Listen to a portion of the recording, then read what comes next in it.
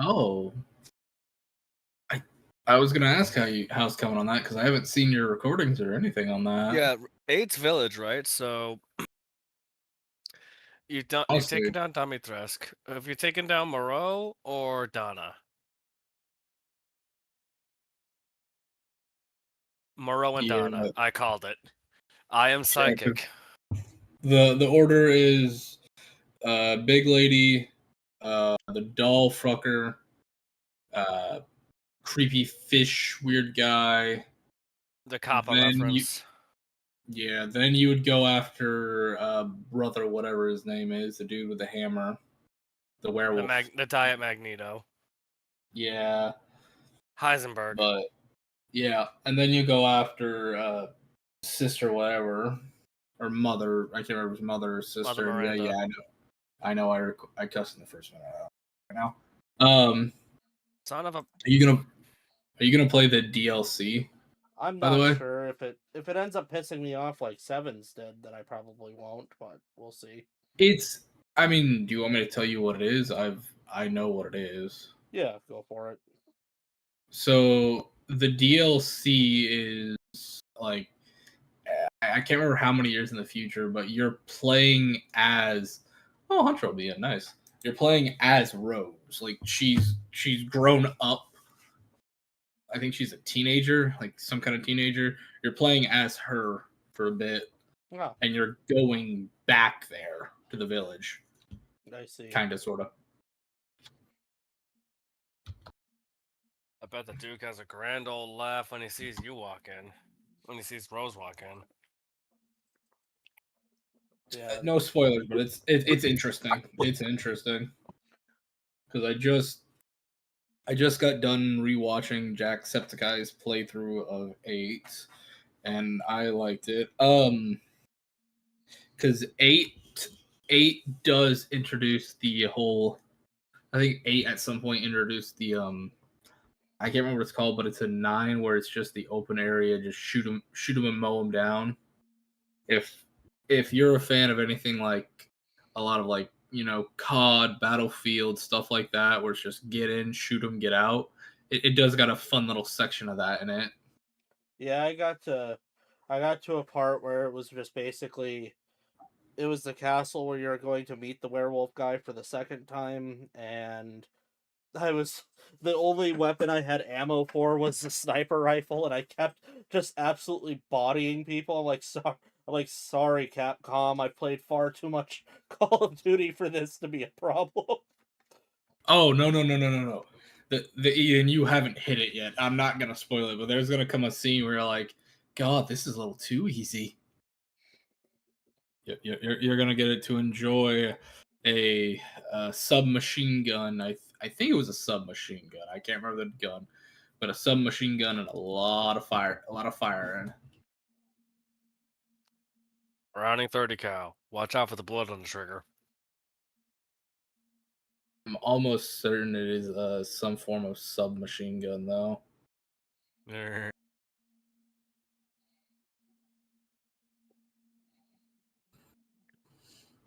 So I bet you can see that. I've got a feeling, Mary, you'll be able to guess what the big twist is in the story. Not yet, but I feel like I just don't see Ethan living.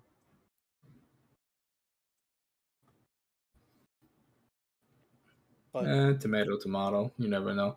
Christopher That's Revenant's not a the. real piece of shit. Oh, you think he's gonna kill? You think he's gonna kill Ethan? But I think that he's the reason that Ethan's going to die.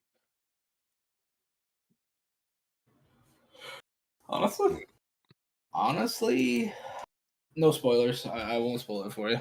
But Ethan's running around with 8 fingers and is constantly getting poisoned, acid attacks, and tactically lost his right hand and then grew it back a second time. So at this point, I mean, it's yeah. just like he's done. Look, he's Ethan Winters. He's the immortal. He can't die.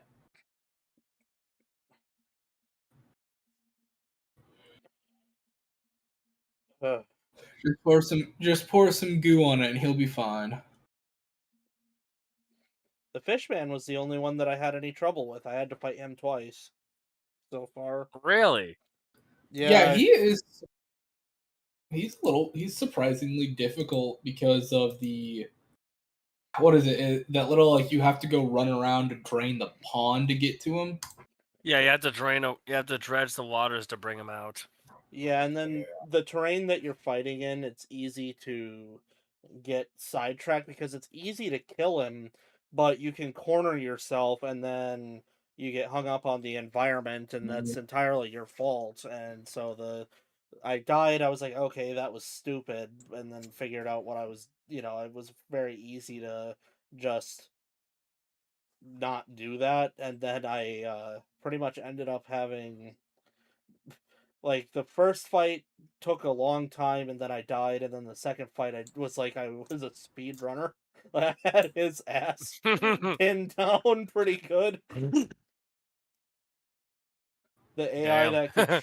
the AI that controlled him couldn't even really figure out what to do, so it kept like spamming his acid attack against buildings, and then it'd get confused and he'd get turned around and you couldn't find me, and I was like, I'm shooting at you, turn around. Yeah, when you're because if I'm not mistaken, like you fight him in the kind of dried out area, and you need to use explosives to kind of slow him down and shoot the part of his body that's sticking out of the giant fish monster thing. Yeah, you don't really need the explosions. I mean, they help, and I use them because they're fun, but Oh god, yeah. like at one point they gave me 3 mines, so I just threw them all in a row right next to an explosive barrel, and that really did them in quick. I like the way they have it set up there, where like everybody of that village is made from like this weird crystalline mutation. Yeah. Like the crystals grow off their body. I really like that. I think I'm gonna steal that idea and do something with it, because that is one of my favorite Resident Evil little things, where it's like yeah, we here's the reason why they're all kind of monsters. They have these weird mutated crystal growth that gives them some wacky abilities. What's really weird is 8 is obviously a direct sequel to 7, except for it feels like a direct sequel to 4, and it takes all of the things that 4 sucks at and does it better. Yeah, eight does pretty good. 8 does pretty good. I still like 4 more than 8 in my personal opinion, but that's probably more nostalgia than anything else speaking. Yeah, because I mean, honestly, with how good 8 is and how it's like made up for the sins of 4, it dropped 4 down to a B for me. Hey, fair enough, fair enough, fair enough. I can't wait to watch you play 9. I think watching you play 9 will be interesting. Have you been reading the lore and stuff though on 8, like all the little in-world things? I've been reading some of it. I mean, I don't want to spend too much time on it because, I'm trying to just play through the game, and I don't want to have people have 10 minutes of text because I read like a Neanderthal. Yeah, I mean that's fair. Well, I can't. I don't know if you're in the area that would explain how the 3 vampire sisters got made or not. I think I saw something about it. I don't remember what the hell it was, but Yeah, they were an interesting little design. I liked the concept of them, but at the same time, it's like, so they're not really vampires.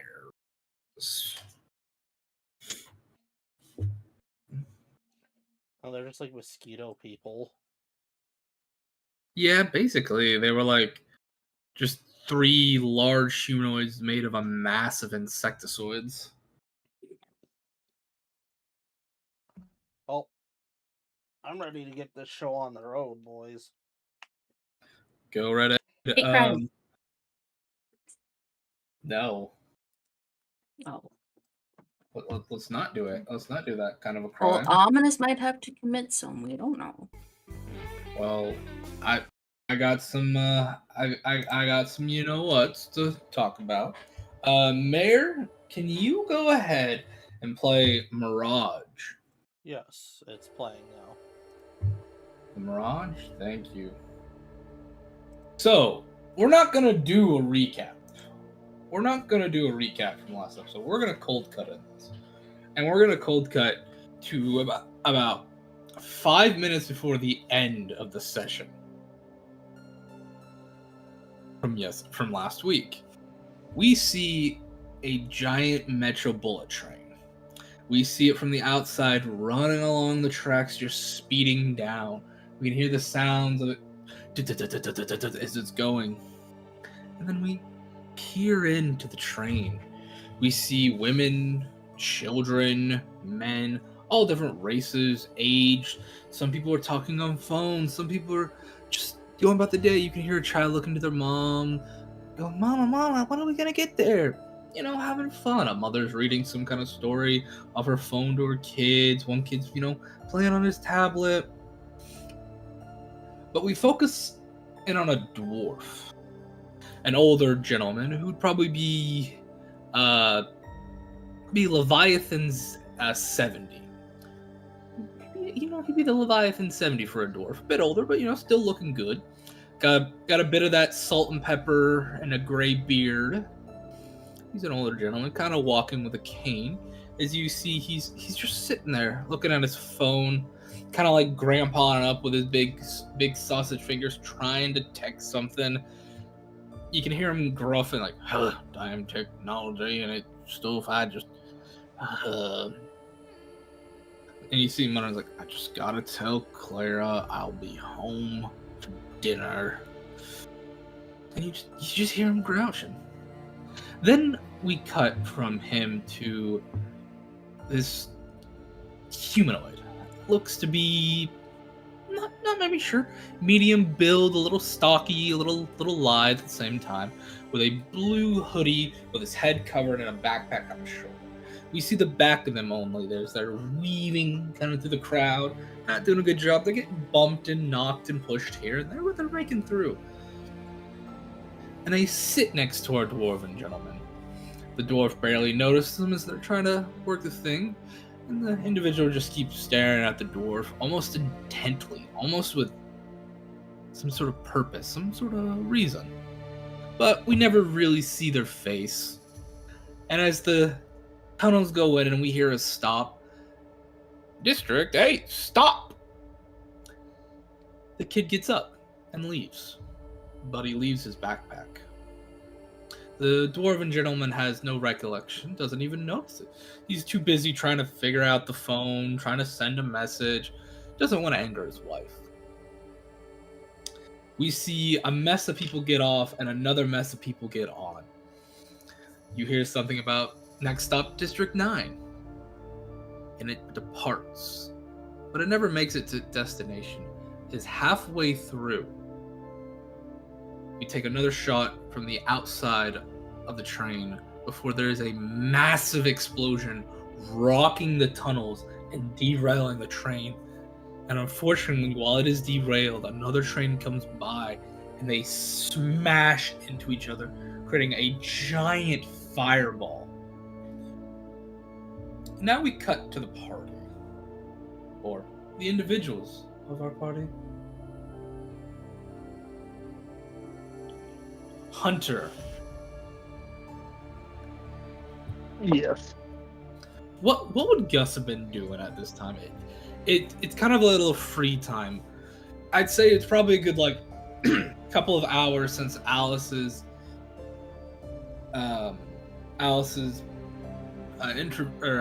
debate. You've kind of had the run to yourself. You've been free to do almost anything. I guess he'd probably just be roaming around. Alright, you're roaming around, you're doing you. And all of a sudden, as you're roaming out, you hear and feel on your phone, as well as everybody around you, you hear the Leviathan safety notification. You kind of hear your phone go ding, and as you look, train derailment between districts 8 and 9. Casualties still estimating. Please remain calm for your own safety.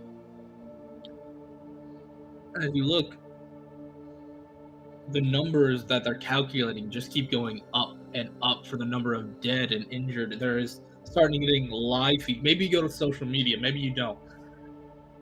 But you can see the train accident that's just going up and up and up.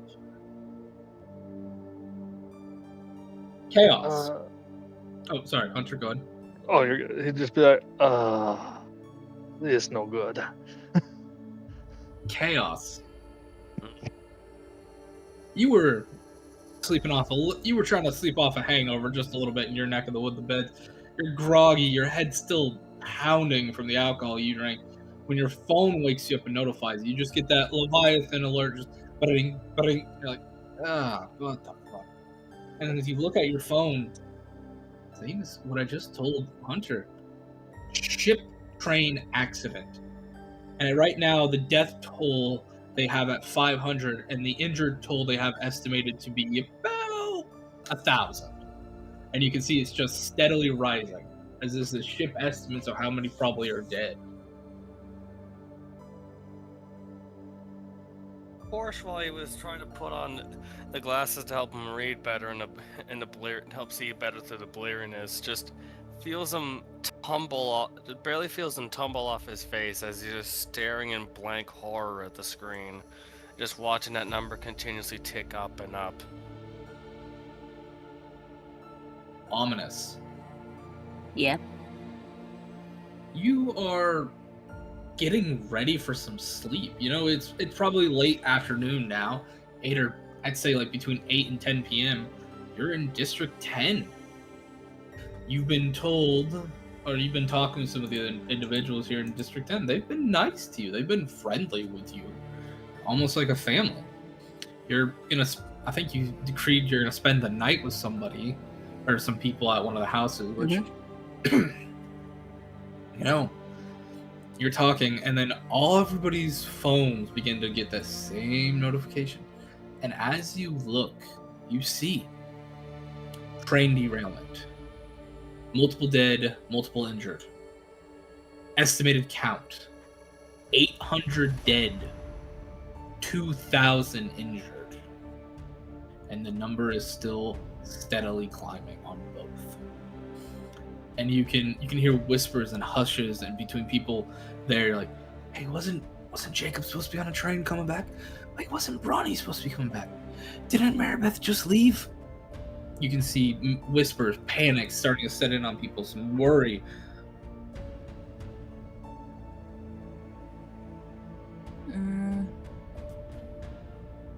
Yeah, he'll show those emotions too, and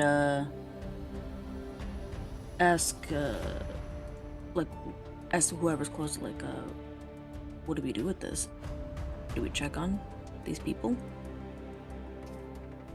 You see one of them, like, it's old Jim. You end up talking to old Jim, and he's just like, I'm not entirely sure, but we might want to get our medical areas open up. I bet the hospital's gonna be overrun, and they're gonna hire out and contract any private hospitals and private medical areas they can. And you watch as he'll like start just taking command, like getting people's attention, like, all right, we need to do this and this, get this stuff ready. If it becomes a medical issue, let's go, folks. Yep. He will follow that. Yeah, listen to that. Okay. Next up, last but not least, Alice. You were drinking with Mama Isa. You just saw the news, and you two are like, you're staring at this kind of gobsmacked, just like, holy hell, what just happened? And then the news says, if you have any information about this individual, and again, they show that human kid, the teenage individual. Both you and Isa are staring at it gobsmacked, like, wait, why would somebody do that? Who would do that? You get a notification on, I'm gonna assume Alice has two phones, one her private phone and one her Leviathan phone, as for her runnings and stuff. Yeah. You get a message from the Leviathan, basically like alert system, and it kind of says, one Alice Jinks, owner of whatever you named the warehouse, I can't remember. It has been deemed that you have a medical room with 4 beds. These 4 beds are going to be rented out for individuals. 2 have already been claimed. 1, get the names for you if it will load for me. Sorry. 1 for Abel the Minotaur.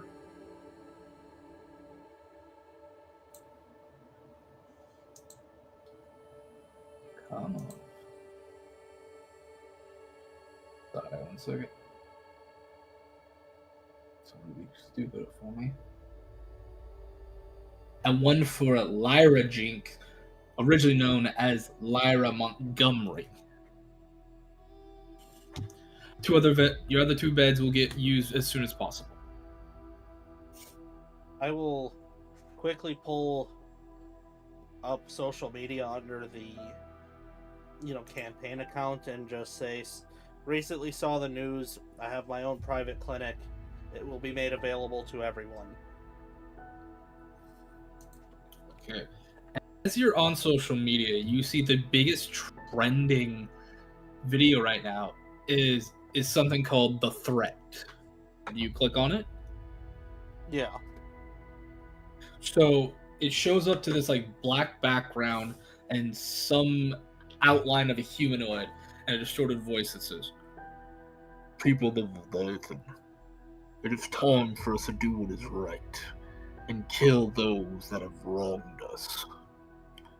I will be planting a bomb on the 9 o'clock subway train from District 7 to District 11.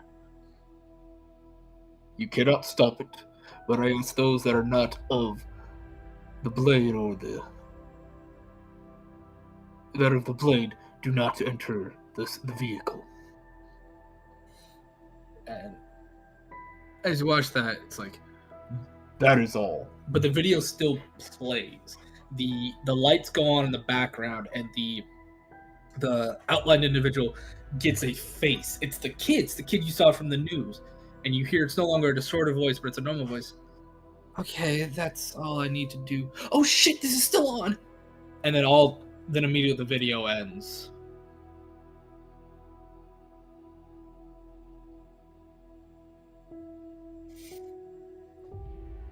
Alice just stands up and goes, "Alright, I've had enough." And she's going to send a text to everybody that I told you about behind the scenes. Okay. You are asked to meet at Ivory's location then. To probably meet tomorrow morning if possible at Ivory's warehouse for that. I set it as a hard, this is happening.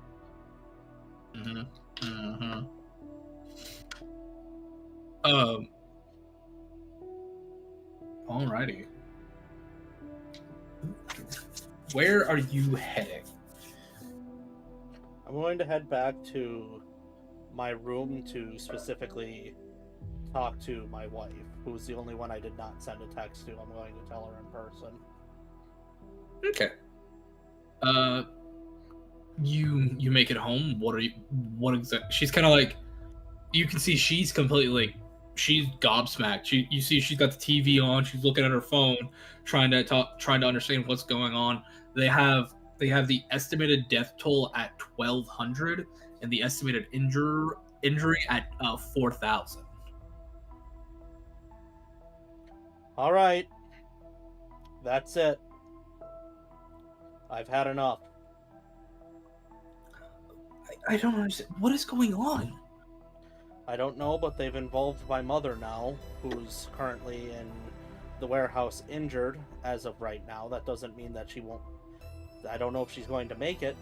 So, I'm going to amp things up, and I'm going to need your help as well as other people. We're going to be meeting at we're going to be meeting at one of my business partners' warehouses in the morning, and we're going to start a plan because this is not happening anymore. I'm going to put an end to all of this once and for all.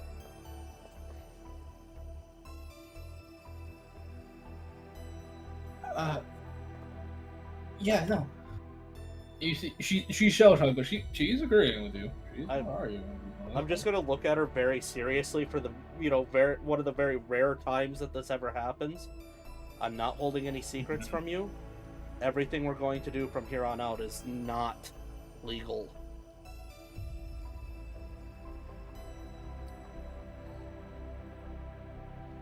But we're gonna get results. And we're gonna get them fast. She just nods to you.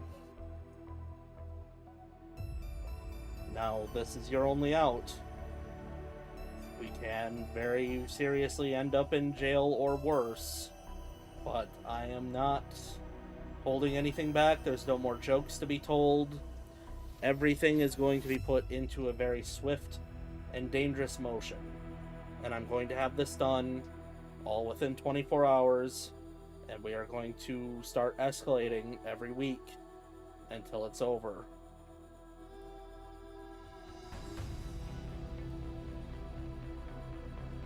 You see a look of determination in her eyes. No. Whoever did this needs to pay.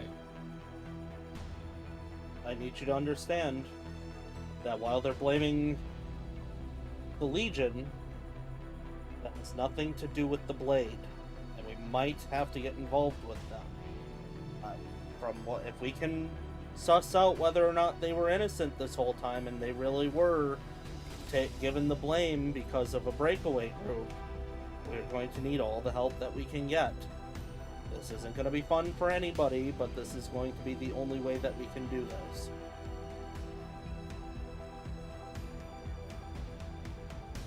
You see a look of like chewing the bottom lip, like the words are sour, but I have to consider that kind of idea.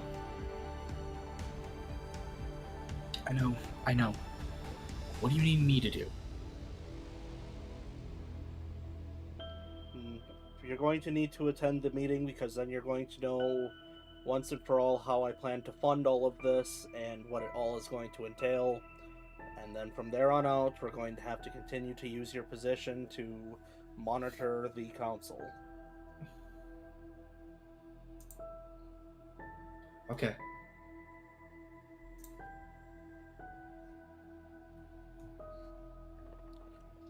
And then from there on, I don't know what happens, but we're just gonna have to see what happens. I know very much what happens. You two are watching the news as the death count just rises and the injury list gets higher. Korsh, Yes? you're at the warehouse. You're wherever in the warehouse. I don't know where you said you were going off to your little area, which we'll say. But as you're kind of laying there reading the thing, you just hear a bang, bang, bang at your door as you hear Rumbacher's voice screaming, "Korsh, if you're conscious, I could use some help." Give me a second. Now! We have bodies! And we have people!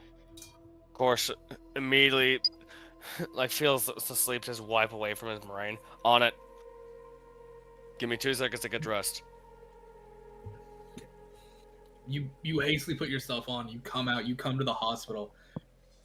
There are already 4 people in the hospital beds, and then you see they're just bringing more people in various arrays. Some people are small injuries that don't need a hospital bed, but they've got folding chairs and all sorts of crap out there to keep them.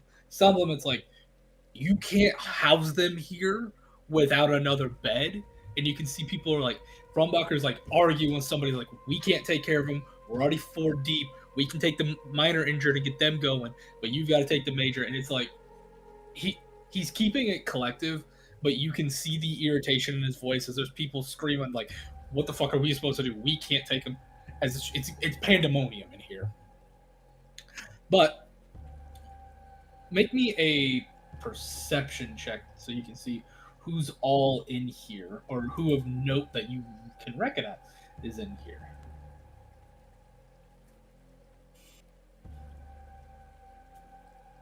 +18 +12, dirty 30. So there's some human women with terrible 3rd and 4th degree burns. It looks like her right arm from her entire right arm is gone. Whatever she had for facial hair and like hair upon her head is gone. And she getting terrible burns. That's all gone. She's pretty bad. catatonic. Yes. Oh, she Amongst is like other just things. laying on the ground, just catatonic. Great. No, she's in the bed.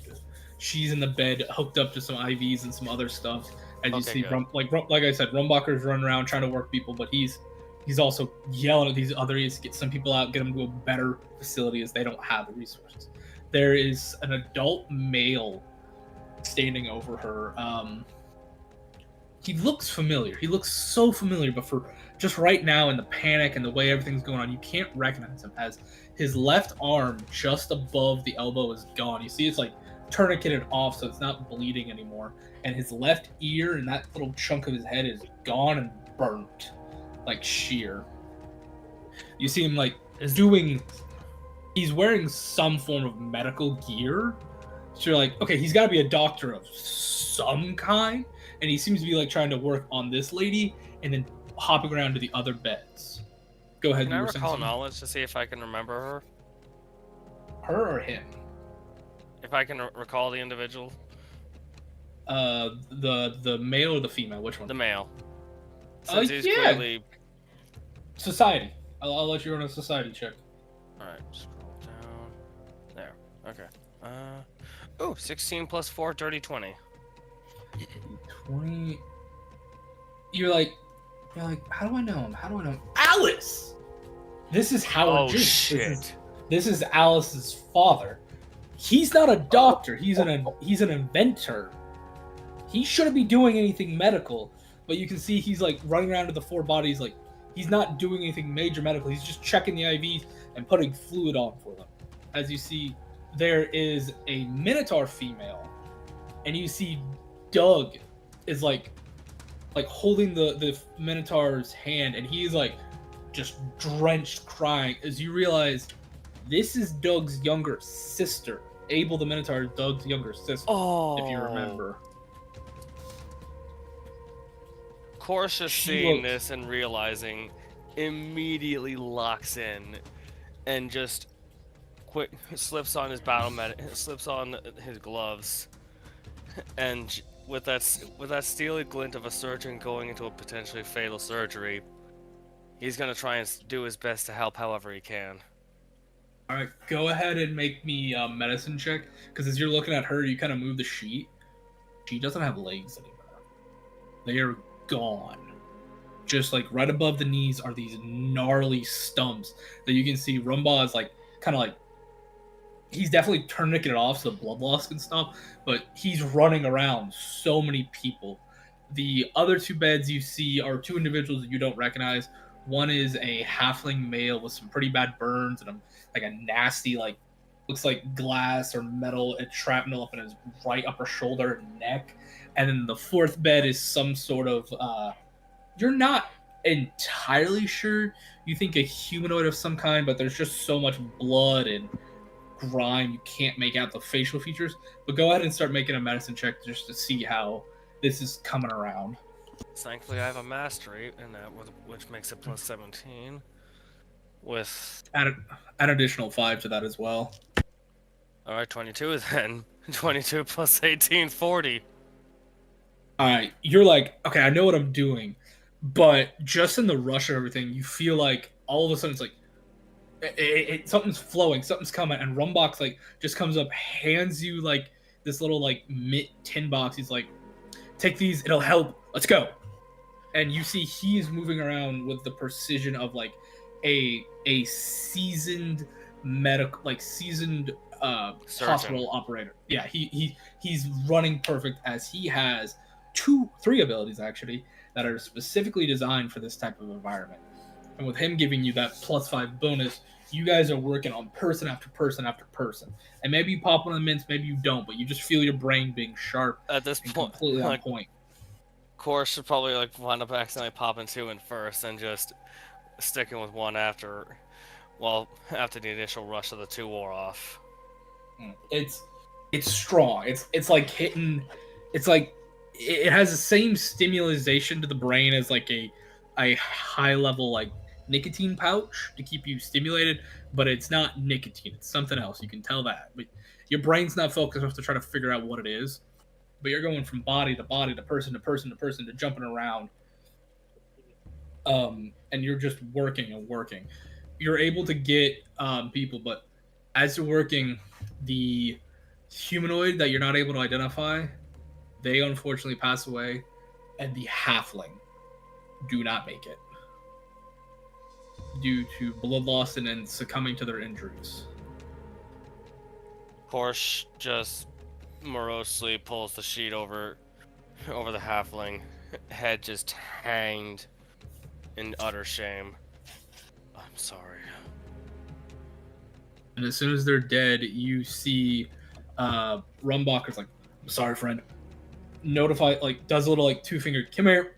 Two guys come in, pick up the halfling's body, take it out, pick up the humanoid's body, take it out. Two more come take their place. Right now, it's an elf, and one is, like, another one is, like, a fish race. And, again, severe injuries. Make me another medicine check. Of course, just gonna quickly slap the sides of his face a couple of times, anime style, and shake his head.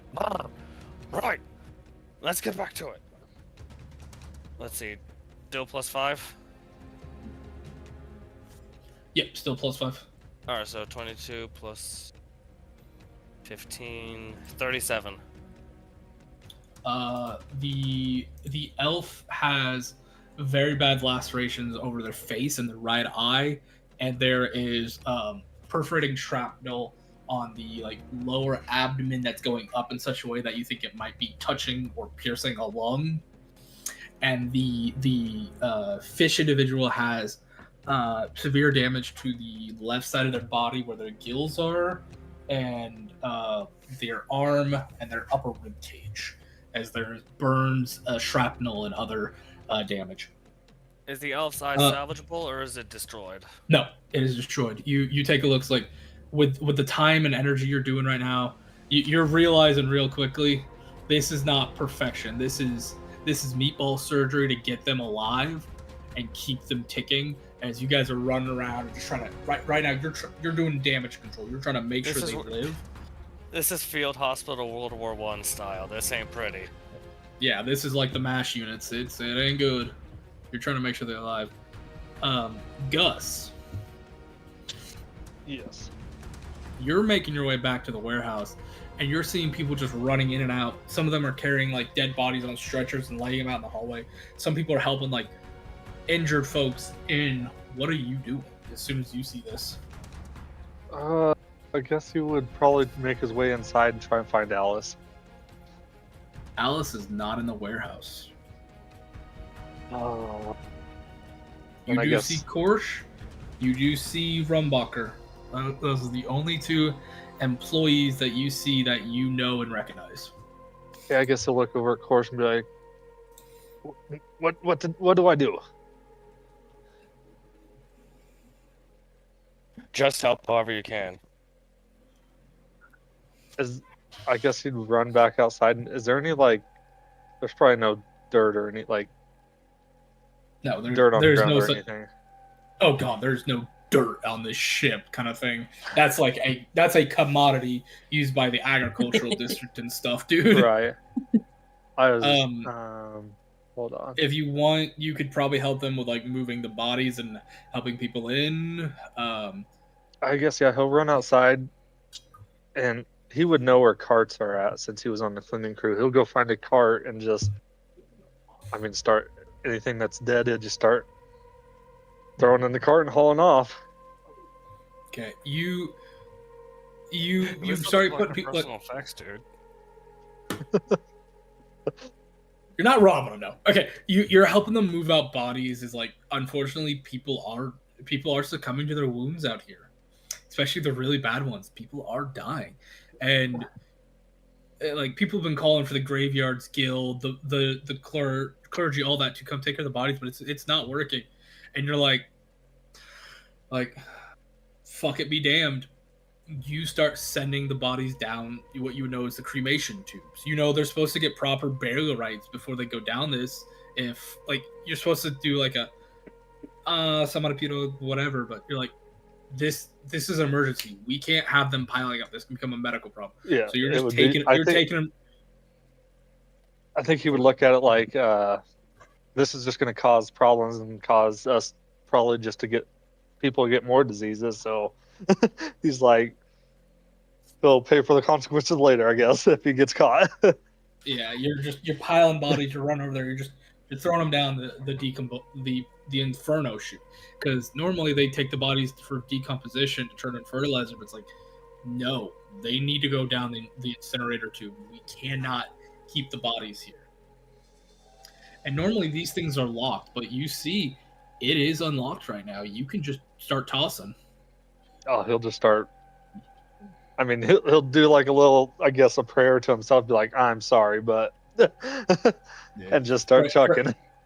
Pray to whatever God will listen to you. And Yeah. say you're sorry, and just start hucking them down. Go ahead and make me a athletics check on this one. That would be. Is there a different 28. music for this situation, or is it just Mirage? It is just Mirage. I don't have anything else right now. Okay. I figured it'd be Is it part something of- a little bit more emergency, like, kind of deal, but never mind. What I'm on right now is it's on a very somber note for mine right now, so. Oh, there it is. Yeah, I was gonna say, you might be a little out of tune from what mine and theirs are on, but mine's on the very somber tone, so. I'm like 31 minutes into Mirage. This part I'm thinking is at 30, about 35 is when it really starts kicking, but Oh, okay. yeah. I Okay. pulled up the AC mech in the background now. Yeah, even though I hate mechs and stuff like that. Anyways, ominous. Yes. You watch as they are bringing people into District 10. You have basically a fully functioning hospital out there.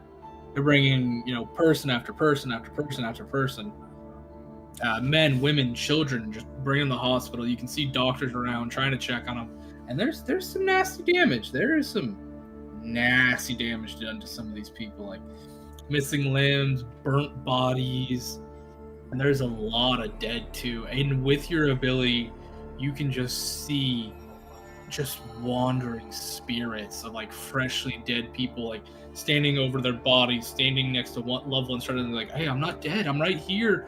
And then they would see their body and the realization they're dead. And some of them instantly pass when they see that. Some you can see are still there, not understanding they're dead, not wanting to comprehend it. There's just a sea of spirits beginning to pop up in this area.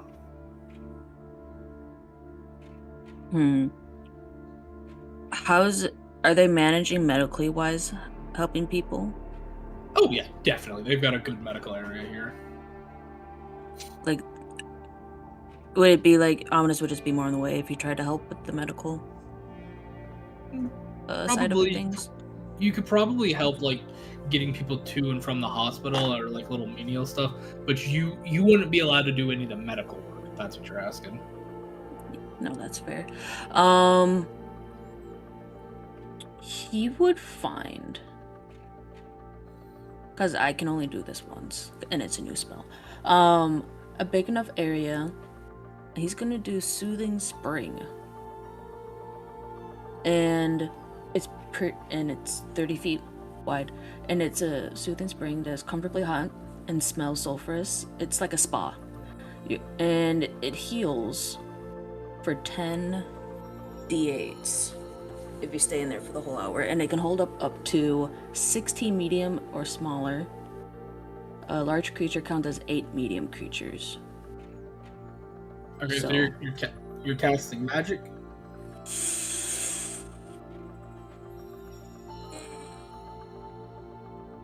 You're right.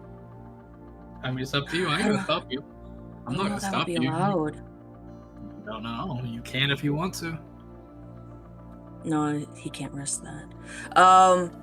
He would go deal with the spirits then, making sure to help them cross over as much as they can. Not to get too confused and lost. Okay. Roll me an occultism check. Okay. Mm. 25? You're doing your best to see to him, talk to him, soothe him. There's a lot of lost, hurt, angry, scared souls, like every system of the emotion, but you're getting some to pass on. A lot of them are congregating together as you see there's like, if you remember that episode of MASH where Klinger almost dies and his spirit, his ghost is out of his body walking around talking to the other ghosts, and he gets back to his body, but a private doesn't, and you see it's just the line of soldier ghosts walking down the dirt road, and basically the horizon of the forest. It is a sea of them walking back to the exit of District 10 and just kind of disappearing out. But you see almost a herd of cyclophores, which you know are those the undead spirits that guide the dead to the boneyard. You see them everywhere.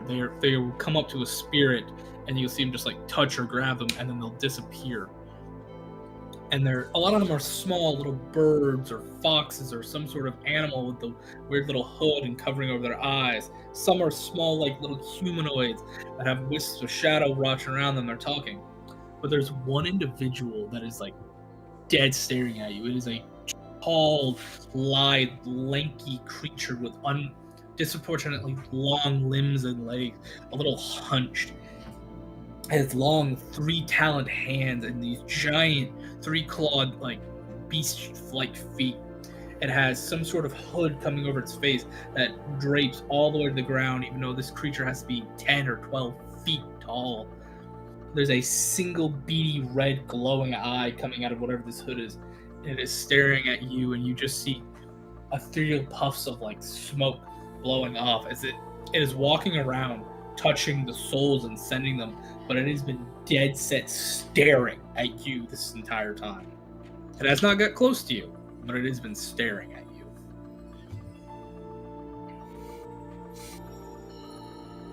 You know what? Big enough mystery. He's gonna take out his mask. Try to see more with that being. If I'm not sure, the mask will let you see the history of a ghost. You want to try it on this spirit, whatever this is? Whatever it is. Okay, you remember, you already roll me an occultism check. As you're not touching it, so you don't get the full effects, but you might be able to see something. It's 19. 28. Something in your mind staring at this thing just tells you this is a reaper. This is one of the beings meant to guard and traverse people past the boneyard. Once they've been judged, this is one of the beings that'll take the soul and take them to where they belong.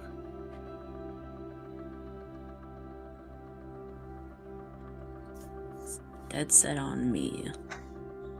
It is staring at you very intently.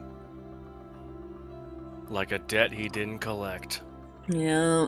Mm-mm.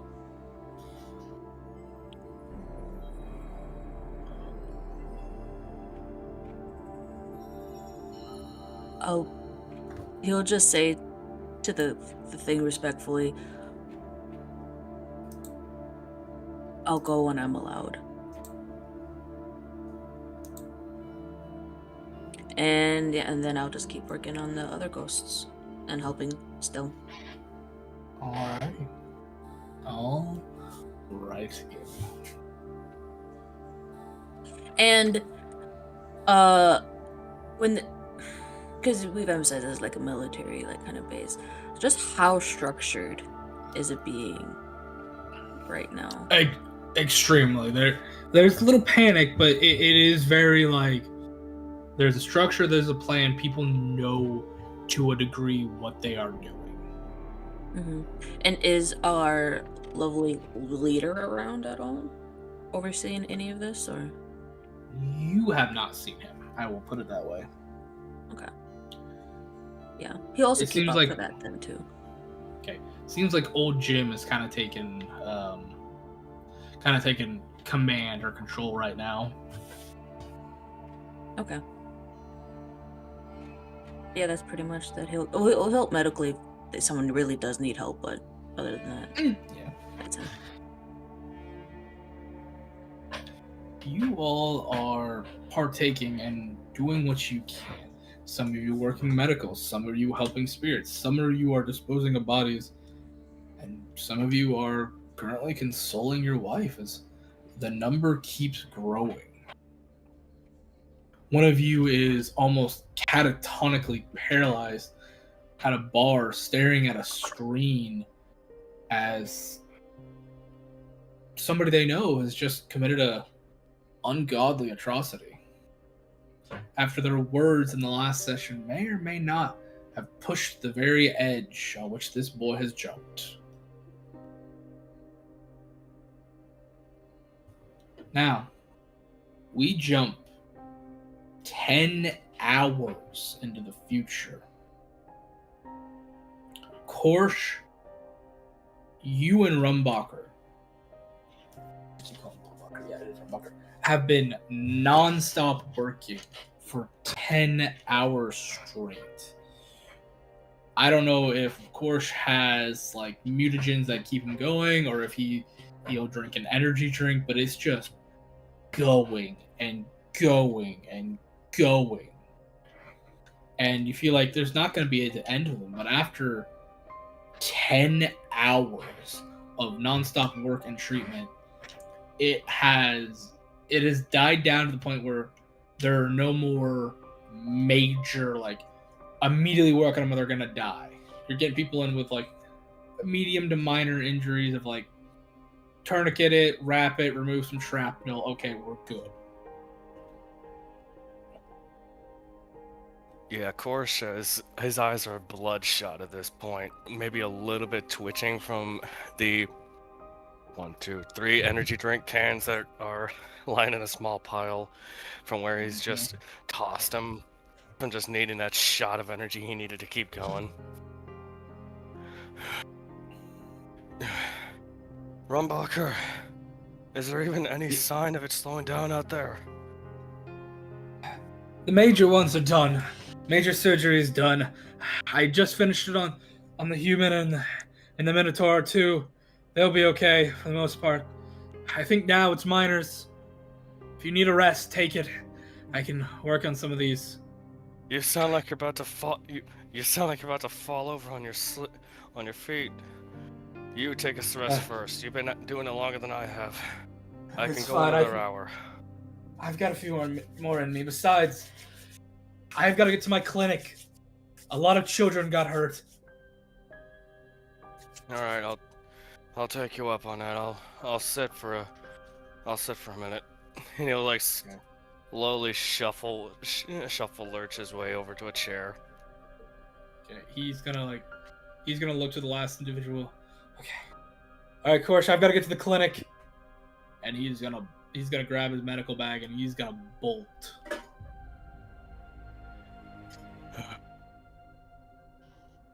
Hells, what did this day become? Currently in there, you see like passed out on a chair, sitting right next to his sister, is Doug. He's like still holding Abel's hand. Abel is now like, she's got the full setup. She's unconscious. She had to be given anesthesia so that he could work on her legs and cut off the dead and dying stumped tissues. Her legs are gone. From like halfway up there, completely gone. Had to shave the fur all the way up to the waist to do it safely. So she's got no hair down past her, like down to the bottom of her stumps. And the human... Are the thighs at least intact, or is it like completely of it? Or are those damaged too? Those are pretty damaged. She may lose them in the future. You are not 100% certain on that one. the human female, he spent a good 5 hours on her, just getting rid of little bits of embedded shrapnel and the honestly peppered skin of this woman, as like she has almost no skin. It is terrible 3rd and 4th degree burns down into the muscle and down to the bone in some spots. The human male that was with her, at some point you saw Rumbacher kind of like put him in a corner as he passed out, as his tourniquet unfortunately didn't hold for forever and it started to bleed again. He is currently like, this human is kind of like sitting in a chair, completely just unconscious. It looks like his left arm that got basically cut just above the elbow got wrapped up. He's unconscious, but he is sitting basically kind of right in the corner, right next to the human female's bed. Of the other 2 beds, there is some humanoid, probably you want to say female, and they're like middle teens, like 15 or 16, just a lot of nerve damage, 2nd and 3rd degree burns, like a good chunk of most of the lower body was burnt. And then the last here is a halfling gentleman. His eyes are gone. Whatever happened in this, the heat made his eyes pop, so he no longer has eyes and has some terrible burnage up on the upper top of half of his head. His hair is gone from like the bridge of his nose up, 2nd and 3rd degree burns. Horace just looks in utter moroseness. Looks utterly morose at all these people. Whoever did this, there's a special place in hell for them.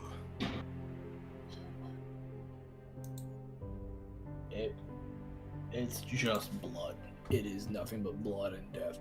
And you look at your phone just to see what's going on. They currently have the death total at 3,000. And they have the injured total at 15,000. His phone just falls from his numb hand, from his phone slips through his numb fingers, seeing that number. And it's just growing. Like you can see it just still racking up as it's going.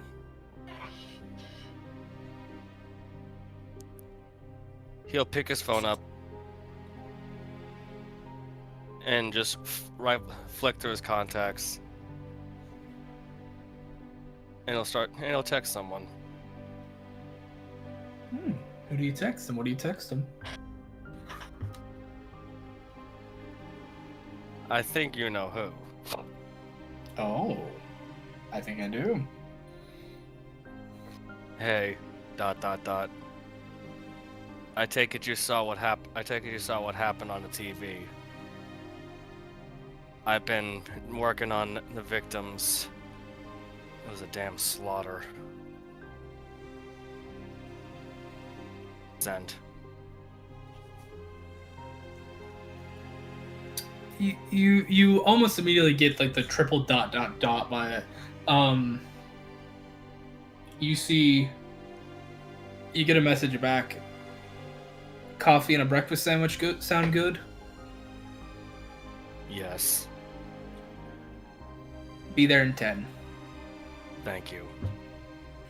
And, about 10, I'd say 10, 15 minutes will go by as you smell at this point.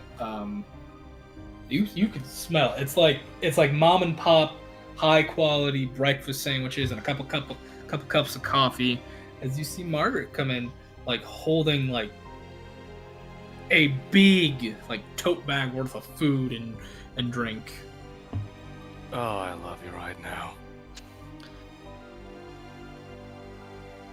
Eat up. It's gonna be a busy day. Oh, thanks, sugar. But you might want to eat up. I got a feeling you're gonna be busy with today. As if I wasn't busy enough before. 10 hours straight of trying to save those two. Did they make it at least? Half of them did. Yeah, the boss is busy too. All these deads, the souls are attracted to him. That must tie up things on your end. Yeah, the boss has got, as the boss puts it, he might be a soul, but he's got a soul. Glad to His, see he understands. I'm glad to see he shares my feelings on this matter. Yeah. There's too many for his reborn project. He's gonna do his best to get a lot of them passed on. Those that want to try to come back to their body or a body can, but with just the sheer number, I don't think he's gonna try the reborn project. He's just gonna try to get them to pass on as quick as possible. He'll just reach down, pick up his phone, and just show her the still growing number. I don't even think he could accomplish anything with this many people, with this many dead piling up this fast. What I'm worried about is malignant spirits arriving.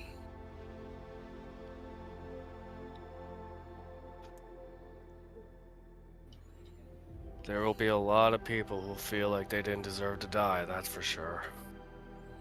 Yeah, that's true. Also, any scavengers wanting bodies, I know they opened up the cremation tubes. You don't even have to be a ship official to open it now. They're just open. Any wayward necromancers or organ harvesters or any of that can just pop a tube and start catching before they hit the incinerators. You don't think people already started doing that, or already started doing that, did you? Oh, I bet you 1,000,000 gold some people already have. Sometimes people just break my faith, but then I find others who are capable of restoring it just as quickly. The big issue is if it's both bad and good. I mean, think about it this way, sweetheart. If enough good organs are harvested, these people that are still alive that need organ transplants because of all the damage have a way to do it. But at the same time, they're still defiling the dead, and you know they're going to charge an arm and a leg for this stuff. That much is true. So, I do see both sides. I just wish it didn't seem so predatory in the eyes of others to be doing what is practical.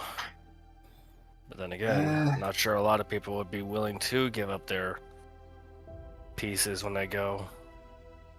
A lot of them don't. The ship doesn't have a mandatory organ donor system. If you might die, the ship would rather cut you off and save the losses.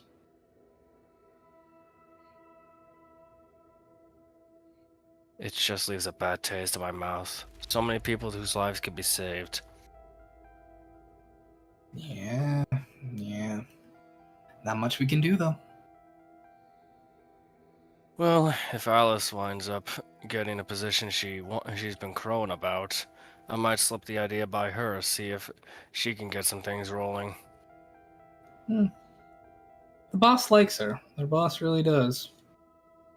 She has that charisma about her. She's got something, all right. Hell, even Law and Order likes her, and Law and Order doesn't like anybody. I'm not surprised. The boss did want me to tell you though, if you guys need any work or need any help, contact him. I think one of you still got the scorpion. Just put it in somebody's mouth, and we can talk directly. All right. Especially with the beast pirates coming in a couple of weeks, he's more than willing to work with you. I'll pass it along to everyone else. Though I do have to admit, it is good that you came here. It was draining today. Oh, I bet. Yeah. I'm gonna say the Neo Necropolis is in an uproar right now because of this, and there's a lot of fighting going on. Oh, lovely. No rest for the wicked, eh? And he'll just give her like a little Indeed. side squeeze. Not indeed. She'll squeeze you back, and like I said, she's no pansy. She's got muscle. She's got that muscle. Doing so inadvertently draws a small pleased hum from him. Careful, sugar. Squeeze me too much and you might find out. You get some rest. You are barely on your feet. A stiff breeze could probably knock you over. Yeah, and honestly, I think I'm starting to feel the crash from those drinks. I don't know why I was recommended them. They aren't really that strong, but the crash is definitely starting to kick me. Like, she can blatantly tell that he's got like a bit of a twitch from the caffeine crash. Get to bed, Korsh. I think I saw some beds in here while I was walking by. Yeah, I'm gonna do that. Have a good night, Mark. He'll just like give her a little nuzzle. Okay. Yeah, she'll help you to the bed, but then she's gonna head out because unfortunately she's busy now with this catastrophe. Of course, goes to sleep with a small little smile on his face. No.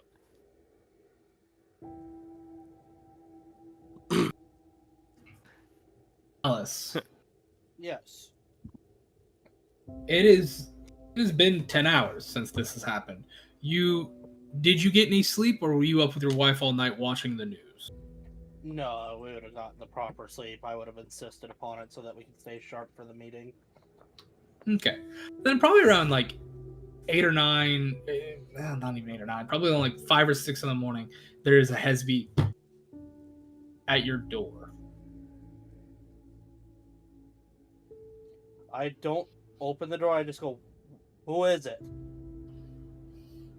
That is Alice Jenks. Sure is. Why? What's going on? Well, we've been informed we are your bodyguards. Oh, wonderful. Come on in. I'll open the door.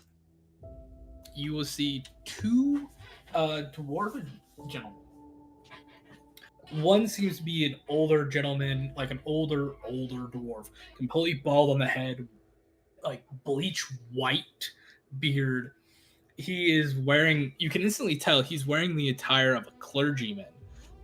He's wearing kind of what would represent kind of what like a Catholic priest would wear on their out and about in our world. They're wearing, the black top, black pants, black shoes, the little, but it's not a white band around the collar. It is like it's like a smoky gold band around the collar. There's a little bit of frilling at the edge of their cuffs, and their pants again have that same smoky gold color. And they have I think, hold on, Demiplane's being a little weird, so I can't get you the exact symbol, but they have a specific symbol like tattooed on their bald forehead. I'll get you that as soon as Demiplane wants to actually work with me. The other one up is a other dwarven gentleman. They look a bit younger, long, thick black hair that's done up in braids and stuff, but they are completely clean shaven. There's not an inch of facial hair to them. As you see, there is like a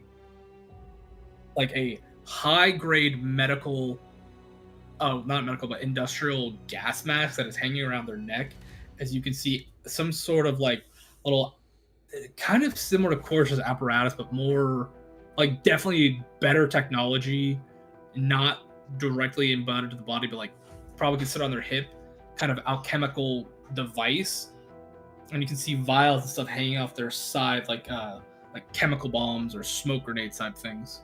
He's wearing he looks like the kind of individual you expect to be handling hazardous waste and chemicals, is how he looks. What are your names? The hazmat one will look to you and go, Trilla and Arkenbraids. And then the bald individual with the tattoo on his forehead, Tristan Stonebeard.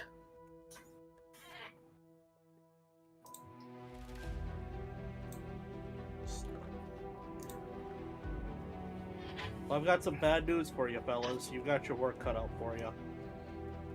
Well, we were told you like to cause problems. We were indeed. Stonebeard will say. Well, you're gonna be front and center for one of them in a moment here. We've got a meeting. Arkin Braids will kind of look to you. On what way do you mean front and center? Oh, you'll see. You guys might be getting new jobs today. How would that sound? If I'm paid, I'm paid. I get. If I'm paid, I'm paid. I'm happy with that. Arkin Braid says. Well, we'll be getting paid.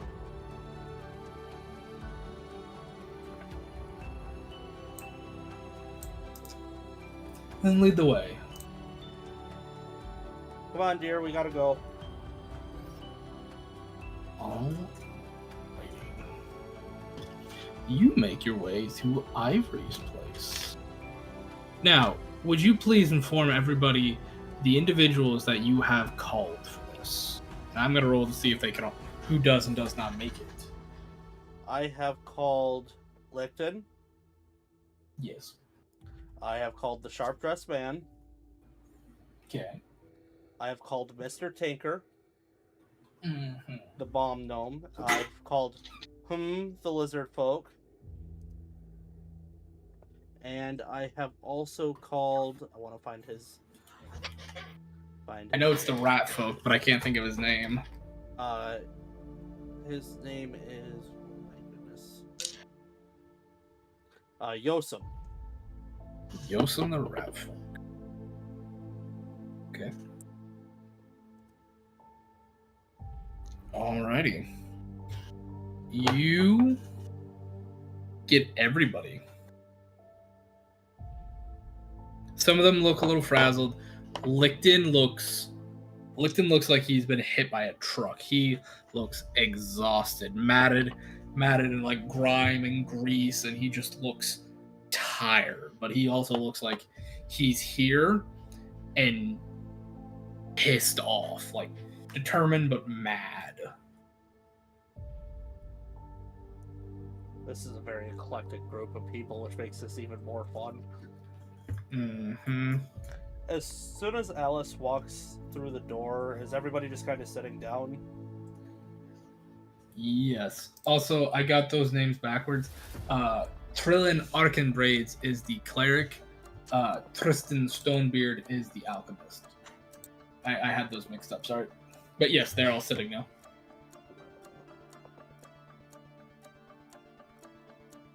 Well, have y'all seen the news? Oui. It has been quite a predicament. Sharpness, man, I'll say. Well, I've got business with all of you. That is not a secret. Here's the thing. They've now involved my mom. And in some way, with all of you having business with me, whether how careful or not you've been, you're clearly in danger. They just blew up my mom. You know? So, here's the thing. I think it's time that we stop sitting around and start making some money and start doing something about this. We're going to find a way to buy a strip club, to launder all of our money through. We are going to use this business to run weapons to and from the Beast Pirates, which is what you've all been working on. Motion to the Sharp Dressed Man. We are going to use this to get... we will use this to get money and materials to you to build better equipment and bombs. I'll make a motion towards Mr. Tinker. And okay. We are going to need surveillance and a lot of high-end technology, and I will make a motion towards Ivory. Essentially, we're all going to get a business card, a credit card from the business that we opened together, which is how we're all going to get paid. We are going to start out by going after all of our political enemies. We will rob them, we will drag them out, we will raid their properties and their families and give them a good scare. We will take what we can, put that money into the business, we all take our little percentage, We will keep running all of these weapons to keep ourselves funded. We're going to go after every single person. I don't care if it is Caesar's Legion. I don't care if we need to bring back the blade itself. I don't care what it takes. We are going to find out who's done this with the trains, and we are going to skin them alive and make them crawl across the length of the ship. We are going to make it known through force that playtime is over. And we're going to make a lot of money doing it. And we're going to take this to the absolute top. I've had some very odd ideas that I've brought up to some of you. Mr. Tinker, we are going to have to go with the plan with the box. I think you know what I'm talking about. It's plan time, okay? And Sharpdress Man, I know you have the most amount of fingers and the most amount of pies. We're going to need to stage a fake little problem here. We'll need about 10 men dressed as guards to raid all of the people that are currently running for council seats, and then some of the people that are currently on the council, just random people, except for Miss Isla, just so that it doesn't look like it's anything to do with me. We'll make a mess of that, and then we will then take it to start raiding our enemies. Once everybody's good and confused and afraid. Do you wish to be a part of the list, or keep yourself out? Keep me out of it. Mr. Tinker will handle that. 10-4. So I need to know, now that I have all of you here, who's in? I am in. You see Ivory kind of like... You can see Ivory's got like these tech glasses on. He's looking all around like he's looking at screens. Marathon and I are on. Now might be a time to try to see if we can load up Marathon up onto the ship itself. I agree. If we can get access, we could probably get access to every camera and technology on the ship in one way or another. I like where your head's at. Mr. Tinker? Yeah, I get to make bombs. Of course I'm in. Licton?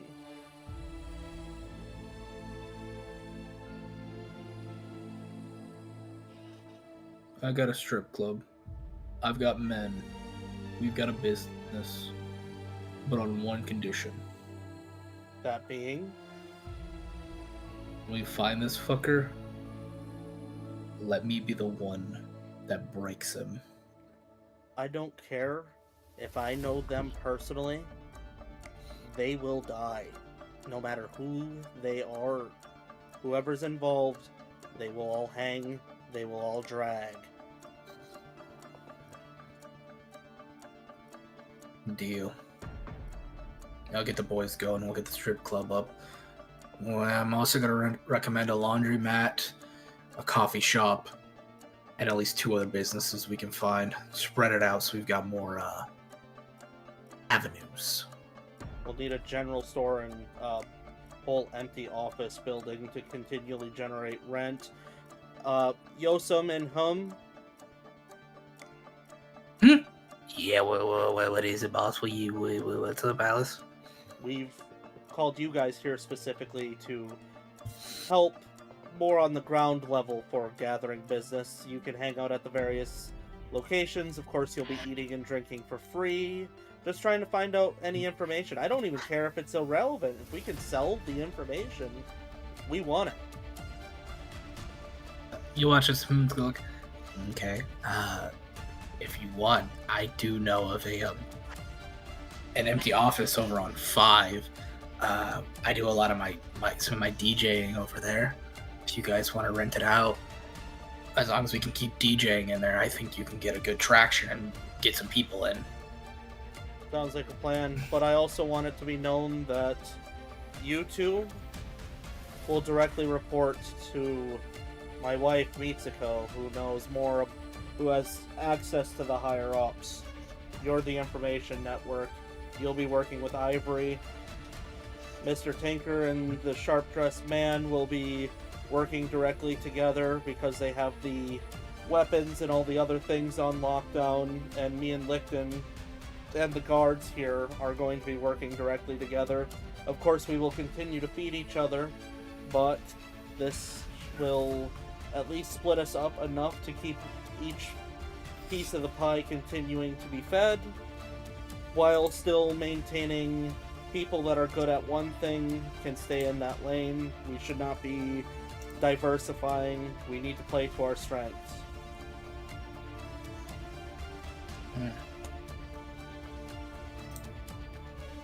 You see people nodding, agreeing with you.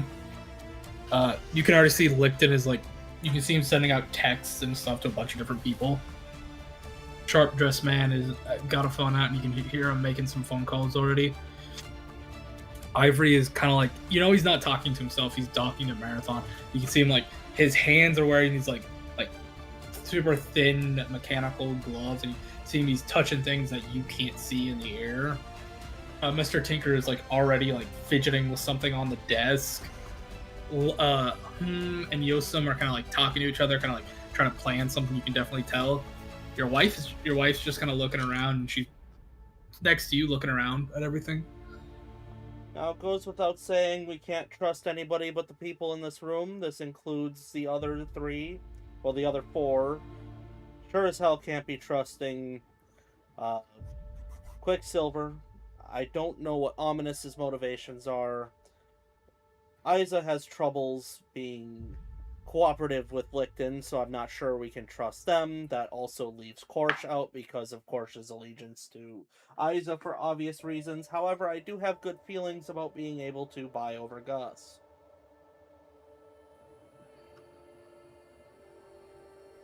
You just went robotic a little bit. I apologize for that. There's nothing I can do. I know. I mean, it was enough to understand you. You said you think you can buy out Gus. Yeah, basically, we you'll kind of probably trust Gus. Yeah, you'll hear Licton kind of pipe up. We fight, yes, but I don't think they're gonna try to stab us in the back or anything. But I get you there, Alice. I get you. We can see if we can trust them, though. We'll feel everybody out. We'll bring them in later if we can trust them. But this, for now on, is just us. Agreed. We've got a strip club, we've got a laundromat, and we've got a general store. Anything else? We've got DJ office place. That'll work. I think we're in motion. We probably want one more business, something for a last minute launder if we need, but I can't think of anything right now. Restaurant? You guys have a restaurant. Well, then let's just use that. Try not to tie it back to you directly on that one. It's not a good idea. Fair. Well, technically the office thing is now a nightclub because of him, so we have that. Nightclub, office. That still leaves us at 4. I'll try to find us a 5th. I'll try to find us something else. Alright. That's how we're going to make our money. We'll probably need a group name then, because they're going to want to know who they're answering to, whose ass they're going to kiss. Everybody else has thrown out their goofy little name. I have a couple of suggestions. You're the boss on this one. Please, you want to run it? What do you want to name it? Well, let's put it up to a vote. I've come up with either Oni's Shadow or Ghosts of the Tunnel.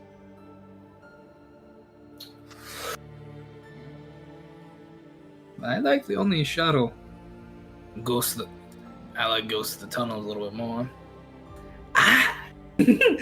Ghost of the Tunnel has a nice ring to it. I kind of like Oni's Shadow. It works really well, and it's kind of cool. I say Ghost of the Shadow. Oni's Tunnel. I like Oni's Tunnel. Your wife kind of pons it over. What would sound more Alice? Oni or Ghost of the Tunnel?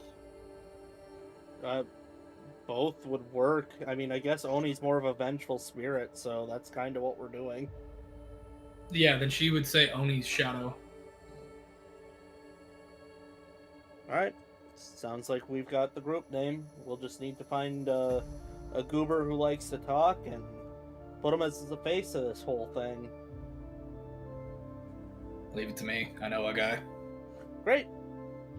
Well, You got anything against halflings? nope. I've got nothing against anybody who's going to further our mission. Perfect. And that's clicked in, by the way. I'm not making it clear. Alright. You remember the name to write on that box, Mr. Tinker? Oh yes. Oh yes. Good. Alright. Well, we've all got our directions. Anybody have anything else? You see, Ivory go, I need to speak to you later. And then you'll watch as Sharp Dressed Man will go, I need to speak to you as well as. Okay. Everybody that, I'll just step to the side here. You know, we could all handle that right now. Everybody else, if there's nothing else, you know, you're free to move about. Unfortunately, these guys still have to pretend like they work for the ship and are guarding potential council members, so they will have to stay with me just to answer any and all questions about their whereabouts. So we'll take it from there. Whoever's first, I'm happy to talk to you now. Two things. One, we're going to take our break here, because I think it's a good time to take a bio break. Secondly, the tattoo on the dwarven individual's forehead is that of a fiery axe. That is what the tattoo is. Oh, also, is the sharp-dressed man French now? I guess. He's been French the last time I met him. He's always been mon avis, s'il vous plaît. I just made him French. I just fuck it. I'm going with the French voice because I can slip into it a bit easier. So the sharp-dressed man is French. That's confirmed. And I think even Trucker made a joke about him being something Spider boy.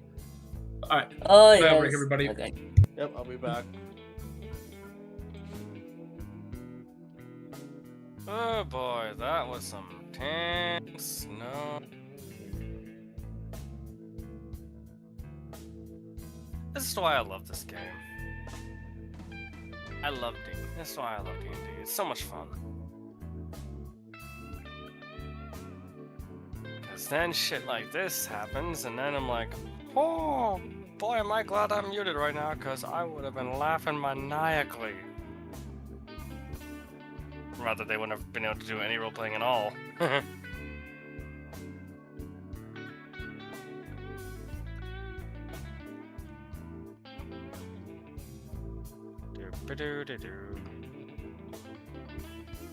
Has anyone been looking at the chat to make sure it's been running?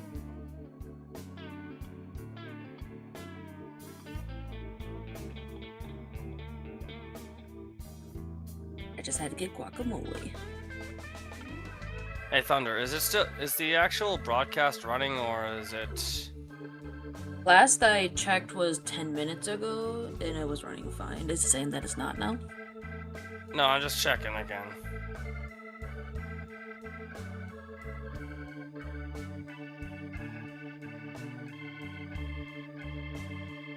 Yeah, I said it's still going, and Alright, if it's still going, then I hear that's good. some. Wait, I forgot the chips. Oh yeah. I forgot the chips.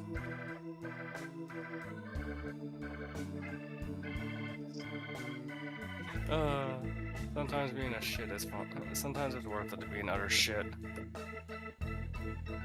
Alrighty.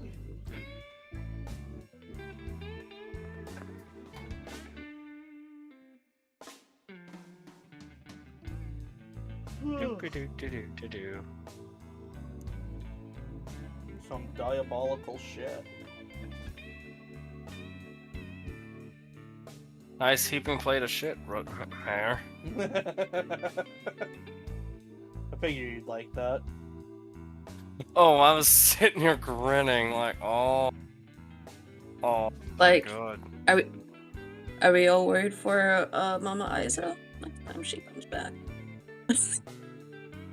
Oh, Trucker's gonna have a damn conniption when he finds out about this. Yeah, It's gonna be like- hilarious. I'm tempted to just warn him after we're done with No. this. Be like, hey, you should really listen to this No. session we did. I think no? you No should. context? Okay. No, tell him. I was gonna tell him. Because he needs to know how much things Okay. escalated with all things around.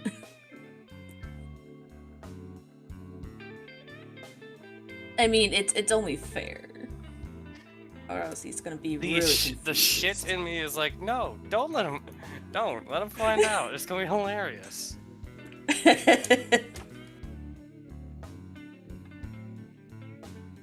Oh yeah. This is like, this session is really fun so far in the aspect of it's kind of intense and the consequences of our actions are coming into play now with things, and I love that.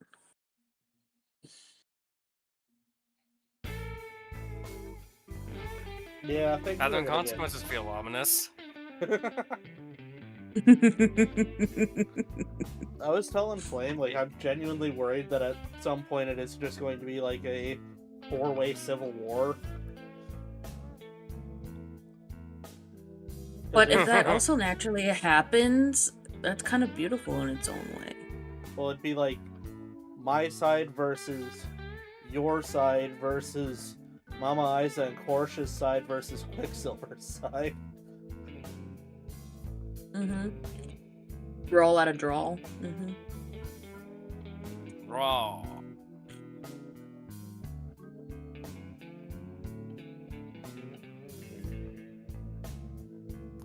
It's gonna be fun, honestly. Well, and it's like Alice said, I mean, you can't blame her. She doesn't know anyone outside of that group right now what their thoughts and allegiances. So.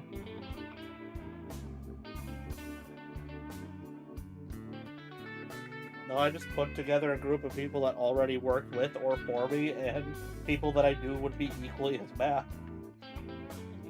Mm-hmm.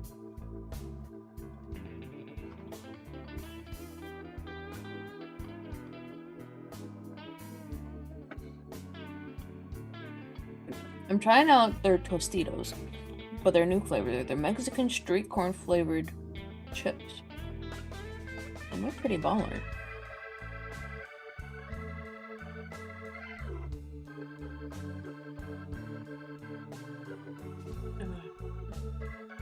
But now that, yeah, the wife is involved, that makes it seem more dire too. Just like little things like that. I'm like, oh. Well, I also, The guy that should really- Ominous thought would be his close friend is in on it. I also did just. Yeah. I did just combine the collective power of a small nation's GDP into one conglomeration. With the potential surveillance power of the United States. Oh dear lord. Well, and above game, I'm worried. Not worried. It's just I don't know how Ominous is gonna be able to come back. Oh, Ominous is gonna have a conniption here. Like, you've already made the pair that Ominous is against everything Alice stands for out of sheer pettiness. Yeah, well, it's the question of morals, yeah. So. And we've seen where Ominous's morals take him sometimes. Mm-hmm. But that goes for everyone in this group. You're like, oh, they would, but no, they'll swing a different way. It is the level of petty. Mm-hmm. Yep.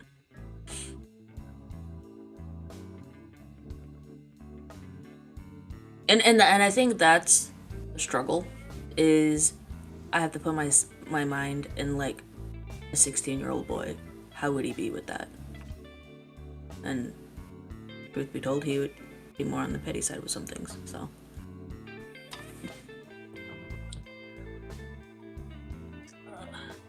I don't know how petty you could be towards a multi-layered, surveillance-based criminal outfit, though, that pretty much I know! in one morning dwarfed the one that you were kind of sort of associated with. I know, and that's where it's... I just gotta find the ground. And it'll naturally come out.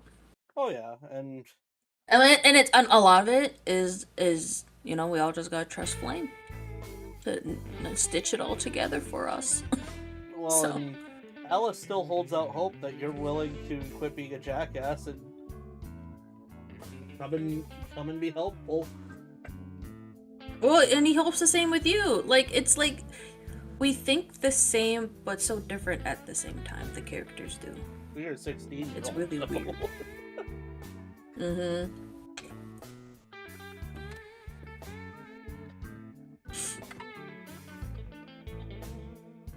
And I have to go by my stats too, because I have a +2 in intelligence, but I have a wisdom at +4 now. And ominous. So it's just like, how does one play that? I forget how it was explained in Dungeon Crawler Carl. I think it was like Is he in it? Intelligence is to know not to touch the stove because it's hot, and wisdom is to know not to touch it in the first place while it's on, or something like that. Yeah. I think you got it backwards. I think intelligence knows to something. know not to touch it while it's turned on. Wisdom's know not to touch it because it's hot. I don't remember. Wisdom I'm is re-listening to Dungeon Crawler right now, so. Yeah, wisdom seems to be from experience. Intelligence is just common sense and book intellect and all that. Yeah, and remember, wisdom's not a seeable stat right now in this game. Cool, and Dungeon Crawler Carl, which love Dungeon Crawler Carl. That's right. Intelligence told you that bike belonged to a police officer. Wisdom told you not to urinate upon it. Yeah. Is Trucker There's listening? I don't know. But we're gonna tell him he's gotta go and tune in No, to find out what's going on. I was like, is he in chat listening? Commenting? Okay. I haven't seen anything. Fair enough. Back at it. If you see one person watching it, it was probably me because I was checking on things. Or are we back? Yeah, we can be at it. Right. Or we can get back at it, yeah. Sorry. Alright, so I take it I gotta talk to both Ivory and the Sharp Dressed Man now. Yeah, who do you want first? Up to you, I don't care. You'll get the Sharp Dressed Man first. So I heard through a birdie is that you went and cleaned out a warehouse of demons and devils. Yes. I was also informed that you found the head of an Ifrit. Sure did. Would you happen to still have this head? Yeah, it's at the warehouse. Would you mind if I had said head? Not really.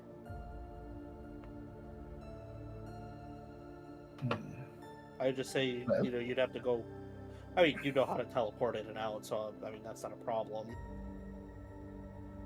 Yes, but I cannot let them be the wise at times. If I show up, they will more than likely disappear. So I would need the help with that.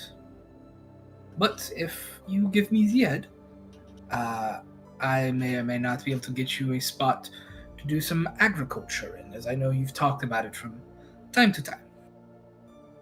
Yeah, I can get you that. That would be greatly appreciated.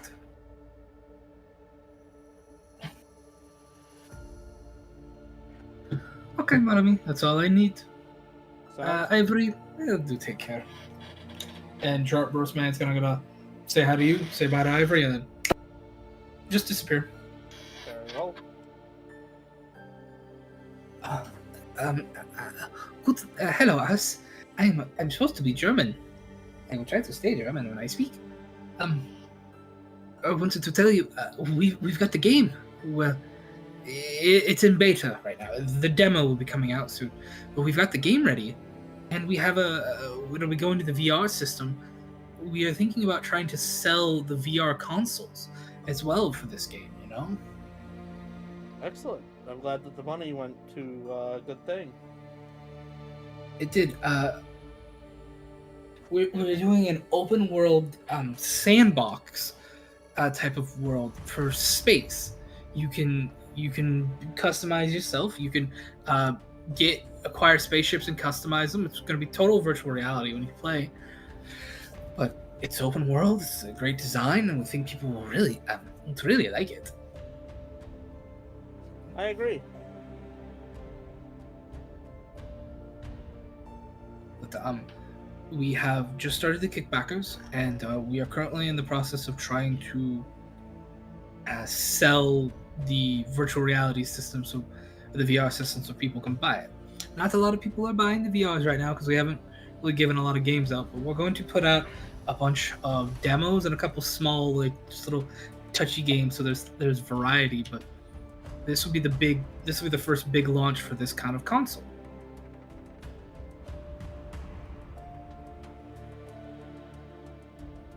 I think it'll do well. You're good at marketing. Do you want to hear the name of the game? Of course. The Cosmos Crawler. I think it'll be awesome. Kids will love it. We hope the kids and everybody else. It's gonna be great.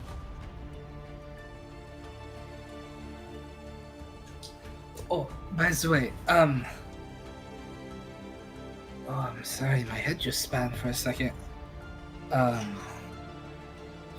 Above game, God just had a brain fart. I can't remember the AI's name now off the top of my head. Marathon. Marathon would like to know if you'd like him on your phone. As long as it does not harm them, I would love that. No, I've actually started upgrading Marathon I've allowed Marathon access to the ship's internet and Wi-Fi. He's slowly spreading himself out, but he's doing it tentatively so he doesn't get caught as a virus.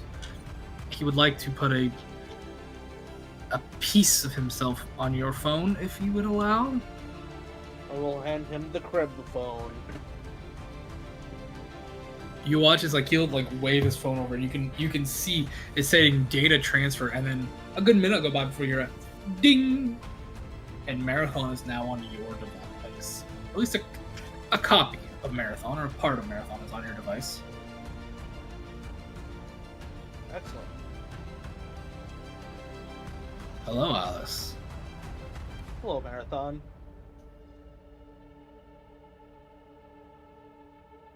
We have much to discuss and many plans to accomplish. Gonna set it better myself, Marathon.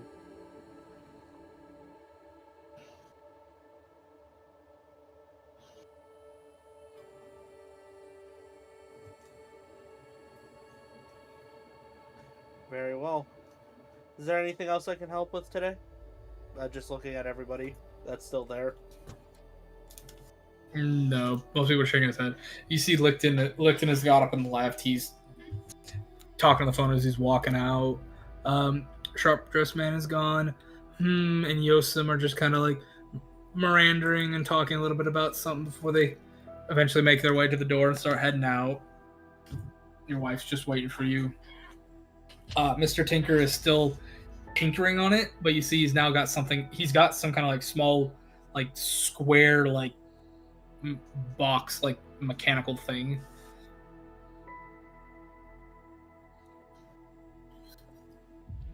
Alright, I better get to the warehouse. I'm sure everybody's pissed that I'm not there.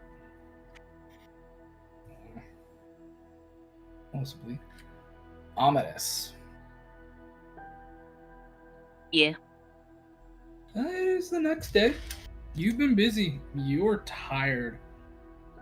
You see, a lot of people are just walking, like, kind of trying to head home now, just not on their rest. And you hear some people like, "Oh, my back, my feet." You think the hot shots up in 12 will let us use the hot tubs and the saunas? I doubt it. Those rich bloods. But people are alright. They're just tired. They're sore right now. Okay. Well, now that he can finally breathe, he remembers that he also has loved ones. And he'll, if he's not needed, he'll text his sister to see if she's okay. And if she has any intel on the matter. Roll me a D100, would you? A D. What is that again? This one.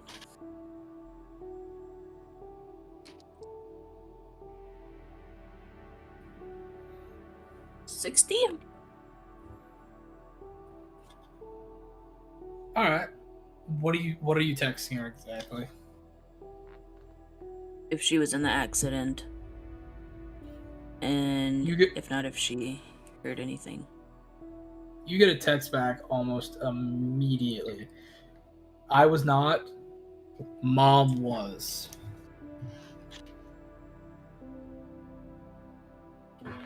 Is Mom okay?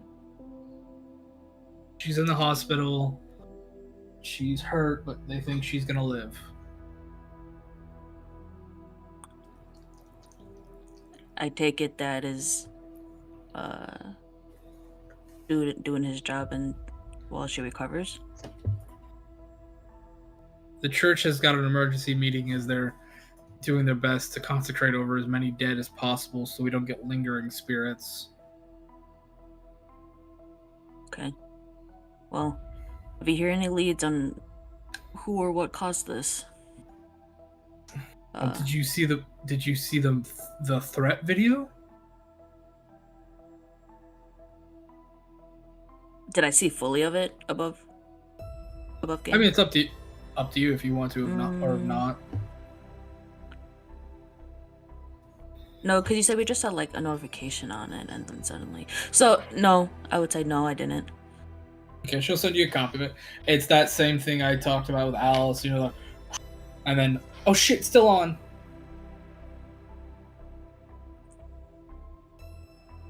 Okay. Thank you. Just keep me updated with Mom. Well, stay safe. You too. And then he'll leave it at that. And then he'll actually text Korsh and just be like, were you in the accident? Or Mama Isa? It takes a second till eventually you just see ... No, but I was taking care of the victims. I was sleeping when you texted me. Of course, you haven't gotten a text from Mama Isa now that you think about it. You haven't heard from her at all. As he's laying in bed, half looking at his phone, that thought just dully crosses his mind. Eyes snap open, lurch up into sitting position, and immediately double thumb taps out. Ma, please tell me you're alright. Where are you right now?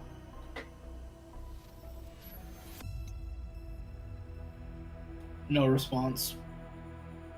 And while you send out that text, Ominous will be like, oh, sorry, I just want to check that you guys were okay. I'll leave it to you then. He'll tap his phone a couple of times and pull up the tracker for Isa's phone. It shows that she's on District 6. She's here in District 6. Text. We're in District 6. Just to remind Just you. in the common. In the common gathering deck of District 6. Like I said, it is.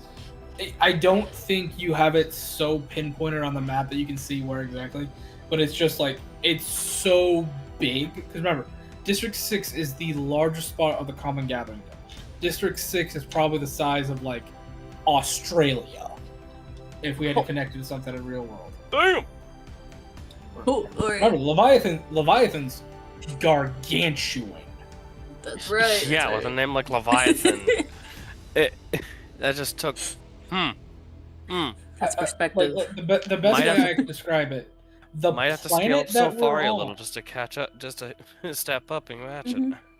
the planet we're on is 3 times the size of Jupiter. I've said this before. It's 3 times the size of Jupiter. The Leviathan itself is probably 3 times the size of Earth. And somebody's like, Flame, why are you doing it that way? Because I wanted as much playroom as I possibly could for this. No, that's fair. Yeah. Makes sense. Just my fan was going a little harder. And that's Okay. just Okay. Common Gathering District 6 is the size of Australia. Other parts, other pieces. But you know, it shows that her phone is charging and that she is somewhere on District 6.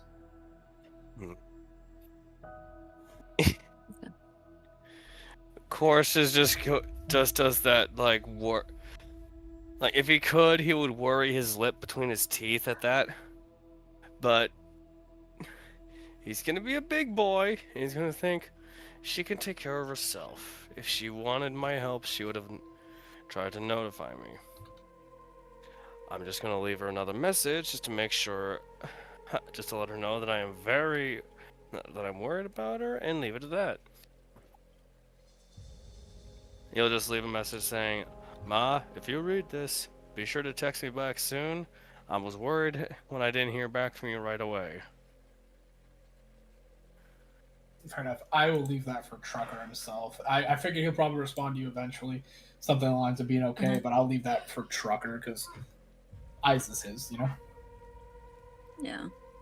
And then But, while that's happening, Omnis would for a long minute look at Alice's name on the contacts and be like, and then he'll text her and be like, were you in the accident? Are you good? I'm fine. My mother and presumably my father are definitely hospitalized, probably dead.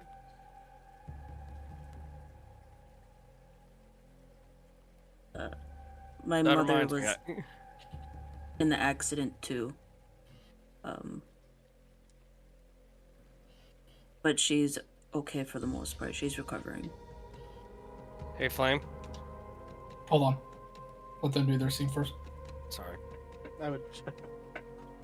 Alice types out a message that says, "Wouldn't it be crazy if we had the same parents?" LOL, and then erases it and just texts back. "Oh, I'm glad. Oh, I hope she makes it. I didn't know your mom was still alive." She's alive, even if she doesn't think I am. But if I see anything about your mom, I'll keep you updated. I'll do the same. I am heading to the warehouse now. Last I saw, you don't need to worry about Mama Isa. We saw the news together at the haunted head. Okay. Good, thank you for that update. No world. I'll try to make it to the warehouse when I can. I'll just send a thumbs up emoji.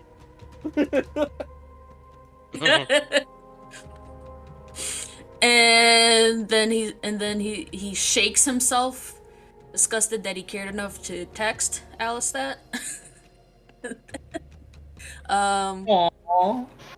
And then he looks around and really judges if it's okay for him to leave.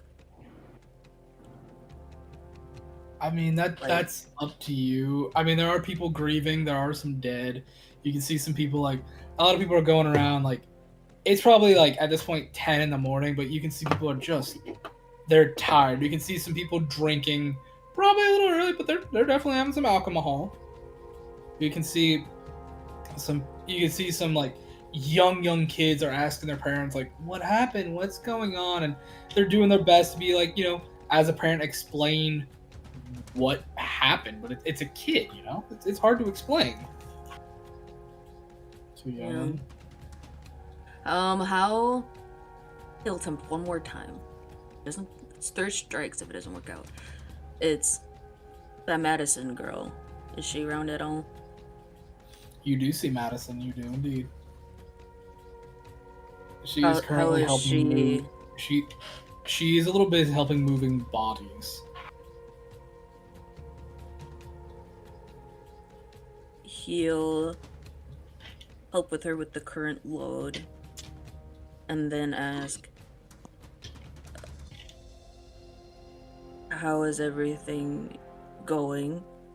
And if I'm not needed, I should check where I work because of the incident.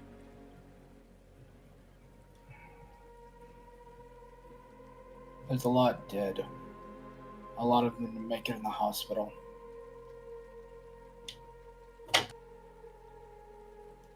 If you got people you gotta go see them.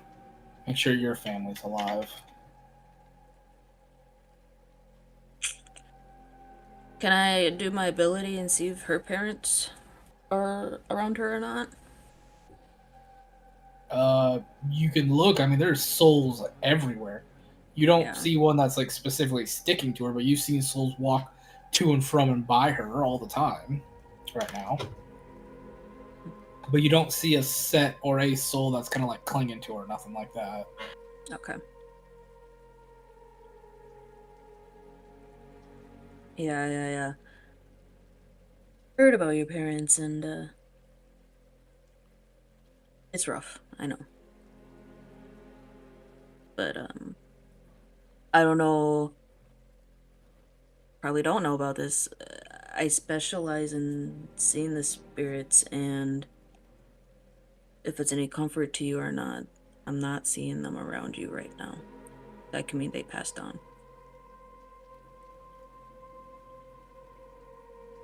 You see her kind of give you like a very like, what the fuck kind of look. He rolls his eyes, turns away, and he's like, I tried. Take it as you will. And he's fully leaving now. Fully leaving unless something stops him. Or someone else stops him.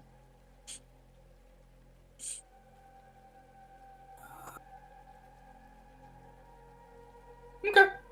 Yeah. How are you trying to leave? Well, he didn't come with a car or nothing, so I assume he'll be walking. Maybe, and not use the bus, maybe, because that seems a little too soon.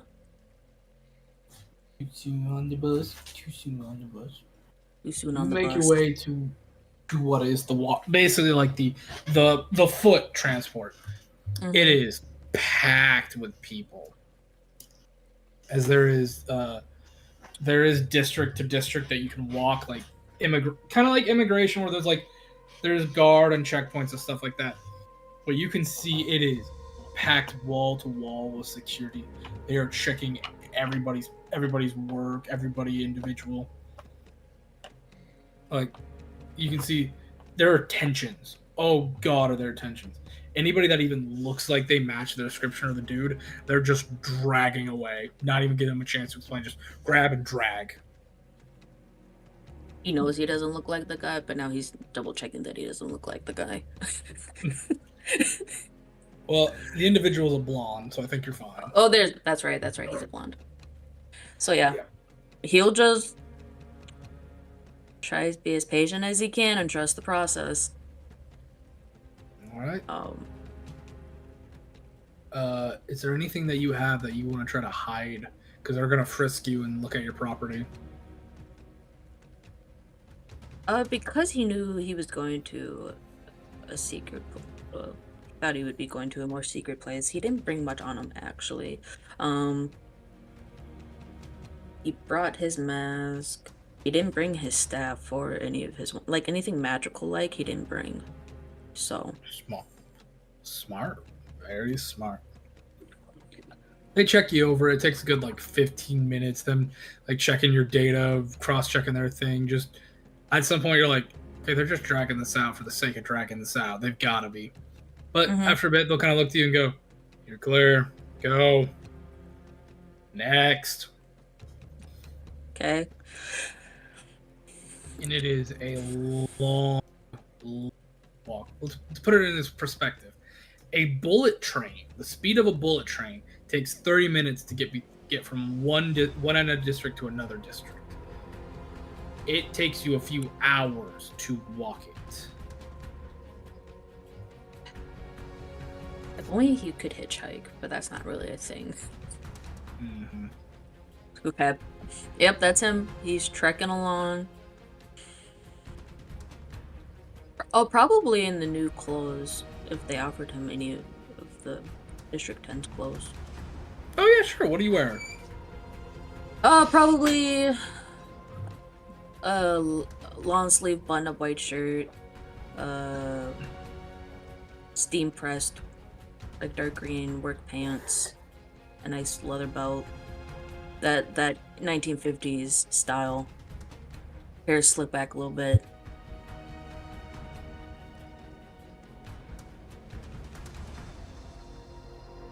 But yeah. Alrighty. It will take you, let's see. I'm gonna be generous and say there are people doing rickshaw services and stuff like that to try to make it a little bit easier for people, especially the elderly couple. So I'll be nice and say you got enough credit on you to get a rickshaw. It cuts it down, but it's gonna be it'll probably be like midnight by the time you get back to your district. Midnight? You've got 4 districts to go. Like I said, it's gonna be long. Okay. Like I said, it's probably new when you leave. It's gonna take like 12 hours. I'm gonna say 12 hours. Well, during that, he would probably remember a long thing too, and be like, he would call him. No, he would text him, and be like, "Are you good? Were you in the incident?" You'll get a text back. I wasn't. I was with the dealer. And whatever the fuck just happened, there's a lot of souls. He wants a lot of them brought to him so he can get them to pass on. A lot of them are broken and fighting each other too. It's getting bad. And he wants us as soon as possible. I take it. If you can get him to him, bring him to him. Okay. Will do.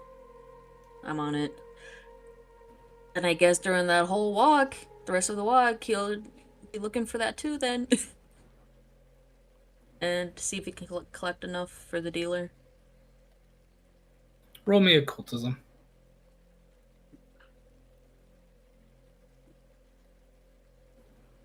Oh my god. That's a nat 20 with +9. So 29. You were able to get 5 souls to follow you. Okay. Then I guess he's changing his trajectory a little bit and going to the dealer first before the warehouse. Okay.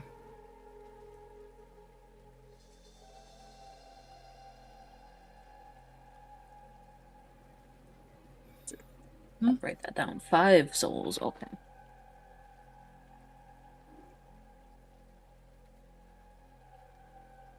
Okay, that's it. That's all I can think of for my trek. Right.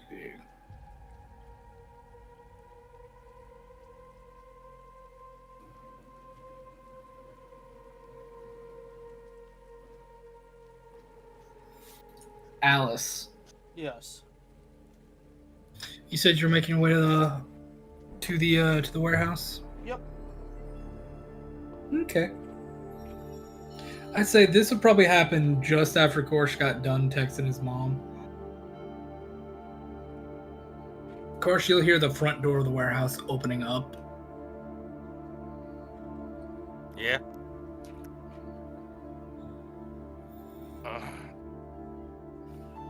Who He'll just fired the janitor? This place is a shithole, Alice says. Thomas Alice, always you'll see cleaned up the Korsh place. sort of slowly shamble out of one of the side doors where the beds are. Who is there? You're not homeless. Why are you sleeping here? Excuse me, Alice. I was trying to do 10 hours of surgery, saving a couple people. By the way, your mom and dad are alive. Oh, that's good. They're in the surgery room. They're not responsive, so if you're expecting a conversation, don't. You should still probably at least peek my head in, but yeah. Also, don't worry, your mom's fine. We were drinking together, and then she looked kind of goofy and stopped being responsive, so I just left her there.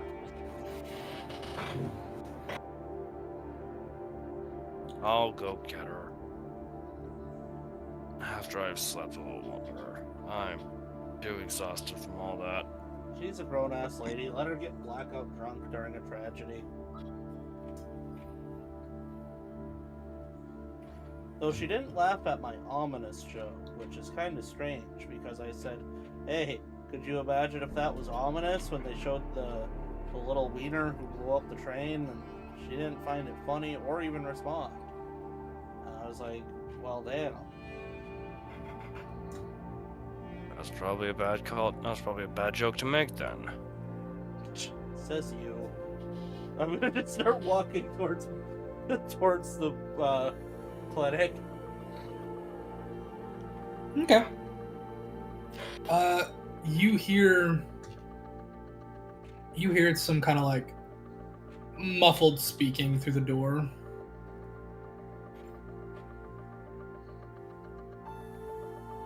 I will open it. You'll see now awake your father, currently speaking to Doug as he's now awake too. They're kind of like, it's kind of that idol of like, I'm sorry for what you've lost. I'm sorry for what you've lost kind of thing. How are you faring? Like two grieving souls consoling each other kind of thing. I look and see Doug immediately go, "Aw, shit, not Abel." He was on the train. The Caesar Center was putting on a thing where anybody under 16 could go to District 9 to watch a bunch of free plays and shows. There were a lot of kids on that train, Alice. Yeah, that's fucking nice. No good deed goes unpunished. Yeah, don't worry. Things are gonna be different real soon. This isn't gonna stand. We need to find this fucker and make him pay. Talk to Lipton about that. You can see him nodding, like he's angry. He's trying to hold back tears, but like, you can see it like welling up in the corner of his eyes. Like he's just doing that macho guy thing, like I'm not gonna cry. But you can see the emotion just bubbling at the surface. He wants to break again. If you're going to break. It's not a normal situation. She's my little sister, man. It's my job to protect her, and I was at a fucking strip club with Osid. Doug, unless you're made out of some sort of metal that I'm unaware of, I don't think you are going to protect her from a bomb.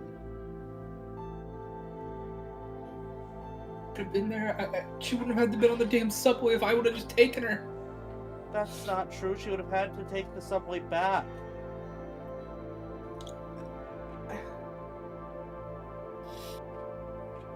Roll me a diplomacy check.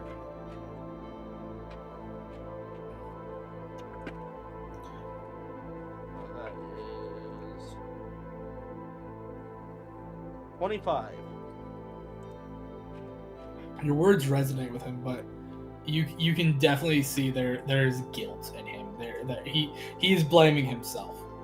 He is blaming himself a bit. There's nothing anybody here could have done. We've all done exactly what we were supposed to do. All of us did it right.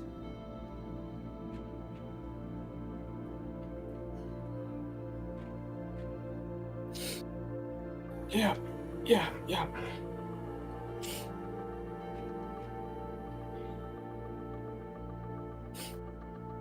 What about you, Dad?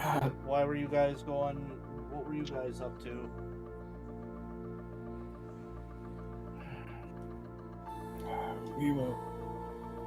We were on the train heading back to District 9. We'd come from 6 after a parent-teacher conference. You know, it's funny, your mother was talking about you. She said she was proud that you were running for council. She thought you'd do really well.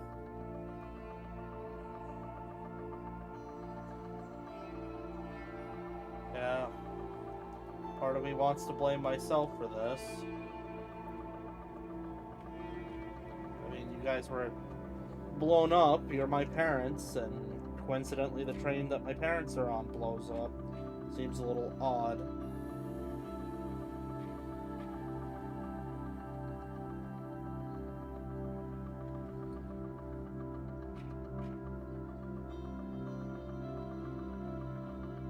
I don't know, Alice. That...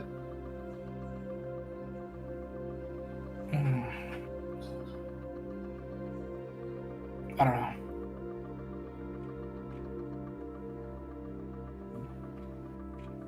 What are you guys going to do? You're both in very bad shape. Your mother can't even move. Your mother's stuck to this. I was talking with that doctor you got, Rumba.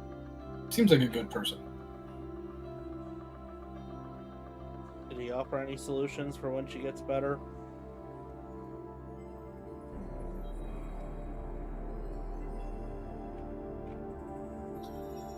That's just it. He doesn't know.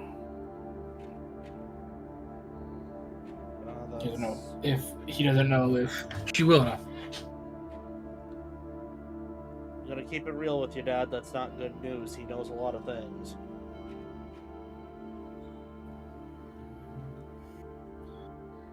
Well, he says if she can't get better, we might want to look at...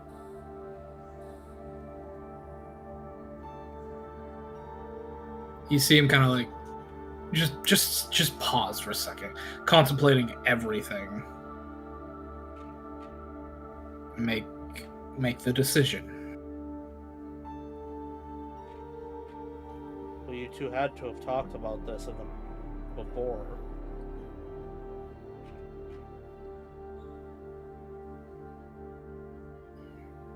What would she want? We have, but...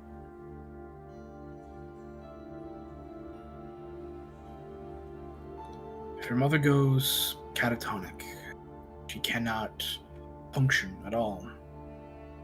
She'd want to be put out of her misery. Well, as much of a shame as it is, Dad, that the decision's been made for us.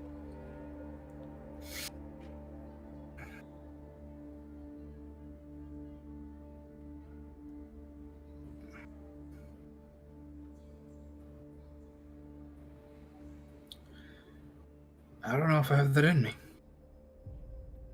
I don't know if I have that in me, Alice.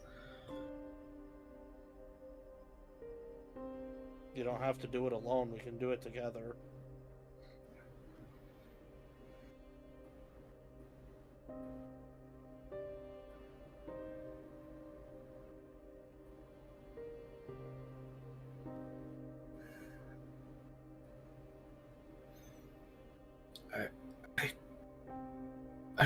I know. But You're one of the people that has to do it. I'm well aware.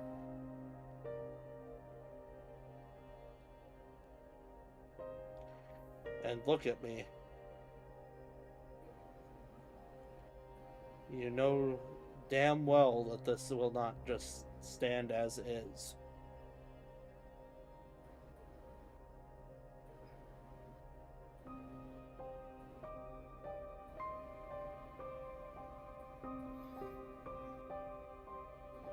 I know. I'm going to take care of it.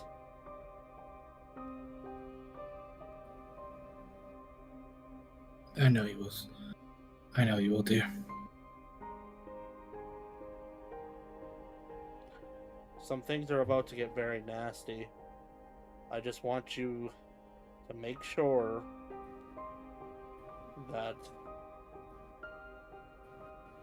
you breathe and make it through, no matter what you hear.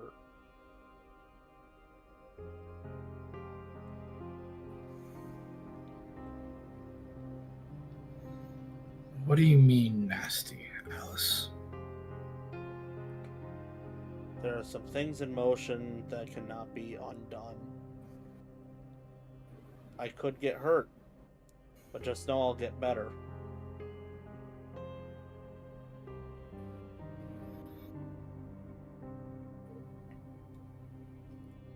Just don't do something that would make your mother cry.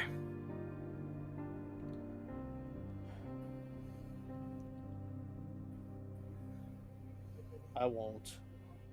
At least I hope not.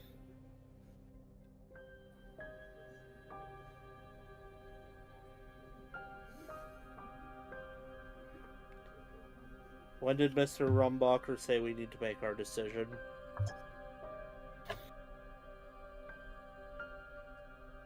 "3 days."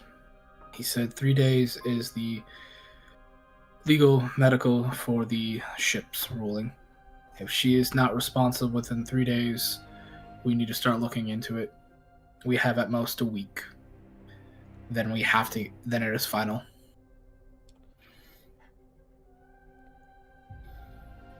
There's gotta be a standard healing potion around here, isn't there?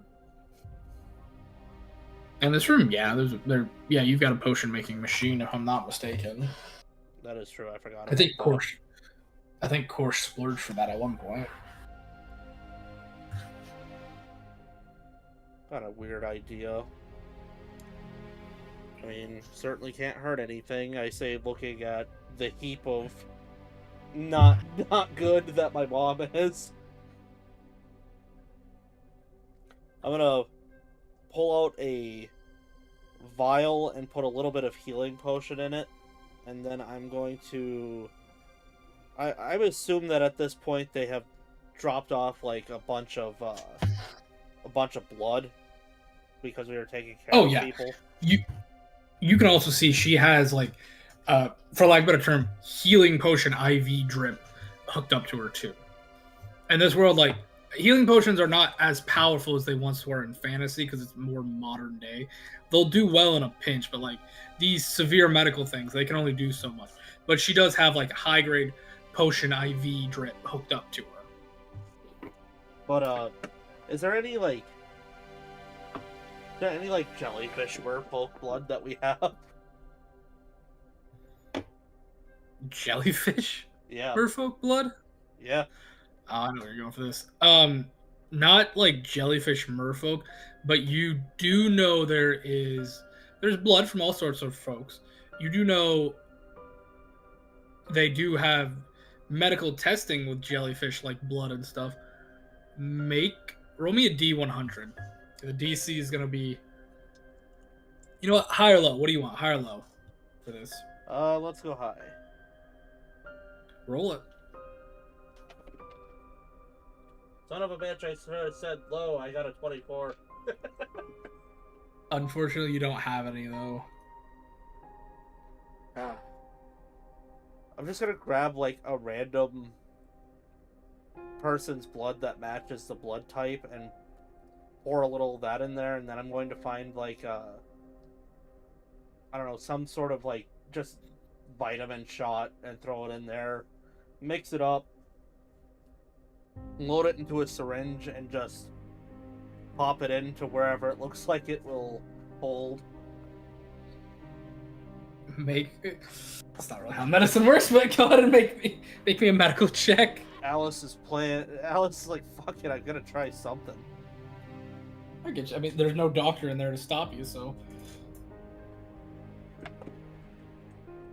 15. Whoops. Okay.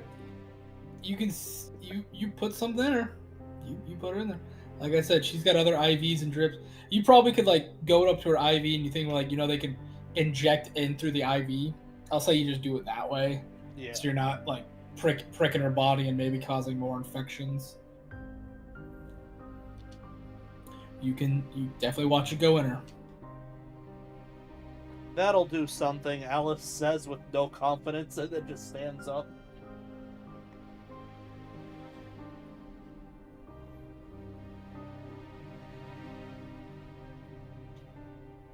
Your father's just kind of staring at what just transpired with a look of like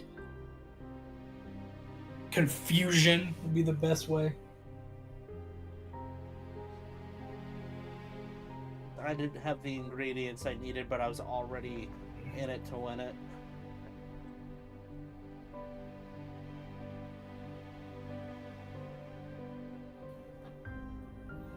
Well, let's hope that does something. We'll find out, I guess, in 3 days. I hope we do. I gotta get back.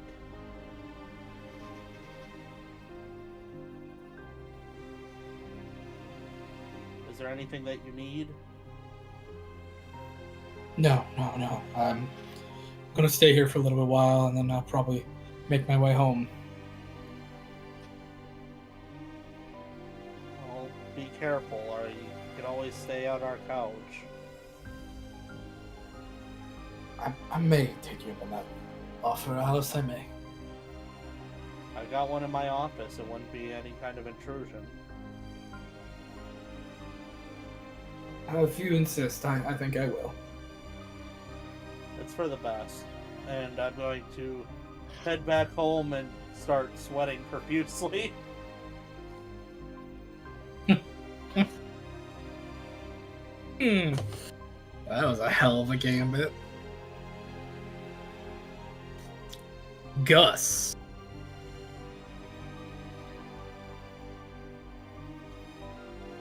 Hunter. Gustav. Yeah, I'm here. Sorry, my kid's yelling though. Oh, I'm sorry, man. Well, No, you're good. She's yelling happily. oh, she's like, Dad, it's a good story. Come on, more stuff, more drama. Exactly. You have been just unloading bodies. You've been taking so many from this, but then other people have been coming by and just dropping bodies off. You're like, oh, look, a guy from the ship. This must be where we're supposed to drop bodies. You spend hours and hours of just disposing of these bodies. Are you taking things off of them, or are you just throwing them in with everything in there? I mean, if he sees anything like useful or anything like or value, he probably would like, just kind of grab what he could. All right, go ahead and roll me a D100. Hey, that was 100. You find the equivalent of 100 gold worth of like jewelry and minor possessions from all the dead bodies. Okay, that works. And I will say, after a solid 10 hours, like everybody else, of disposing of the bodies, you are finally done. You are tired. You are sore. Your body is aching. You're just like,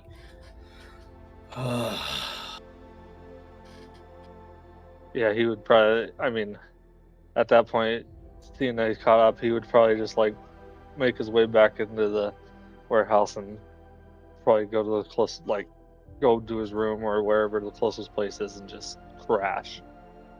Okay.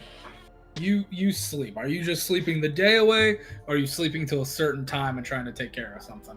I mean, if someone comes in, like, to wake me up, like if something does happen, like, or an event for something, he would wake up for that. Okay. As you head in there to get some sleep, you do see Korsh. Korsh is currently just like out cold. It's the gator snoring. You can see. Just mouth wide. That deep guttural snore. Yeah, he'd be like, same. It is a long and necessary sleep. Everybody in the warehouse can hear the snoring. Doesn't matter where you're at. You could say it rattles the walls. It rattles the whole ship. The whole ship is shaking. Godzilla lungs. Mm-hmm. And we cut back from all of you. It's getting late. Some of you are making your way home. Some of you are talking, consoling loved ones. Some of you are sleeping. Some of you are God knows where, doing God knows what. One of you might be stuck doing cleanup work and trying to figure out what's going on as the ship's guards and police force are in overdrive right now. Working double and triples just trying to figure out what the hell just happened with this basically terrorist attack. It has now been more than 12 hours since this happened now. We cut back. We look at a cell phone as notification after notification after notification keeps rolling in. It has notifications for social media. People talking about the event. Did you see this? Did you see that? I heard the person's this. Well, I heard the name's this. I heard the name's this. How many are dead? How many are gone? And right now, the estimated total, 5,000 dead, 30,000 injured. There is a conspiracy, podcast talking about it. People screaming, well, I bet they did it because of this. I bet they're with this. No group has come forward to claim they've done it. There have been several groups, as it were, that have claimed they will find this individual and bring them to justice. The police force, the guards, have said they are putting a bounty for any and all information. There's a hotline. The hotline is getting flooded with little to no help. It's people calling in saying they saw them, they want their money. When they didn't see them, they just want their money because they're greedy. The ship is on red alert. Guards, the military, the ship's military has been called in to walk the tunnels looking for this one. Tensions are growing because of this, but the ship is still in mourning.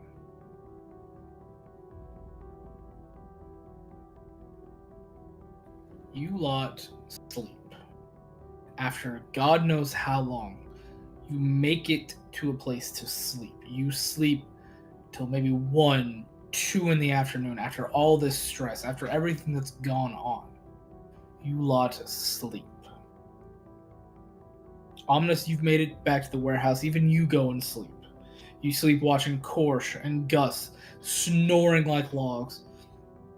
Alice, you go home and sleep, or you sleep in the office with your dad for all I care. I went home. But you sleep. It has now been roughly 24 hours since the train crash.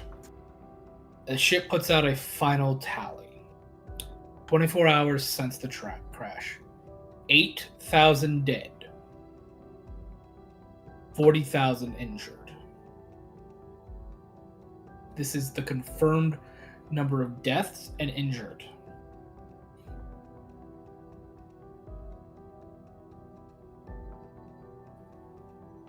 The ship posts Great Wide that it is going to have a silent vigil in 2 nights to honor and commemorate the dead. In the meantime, they wish to condole those that have lost people, and that there will be aid and relief coming out to everyone on the ship, free medical and free food.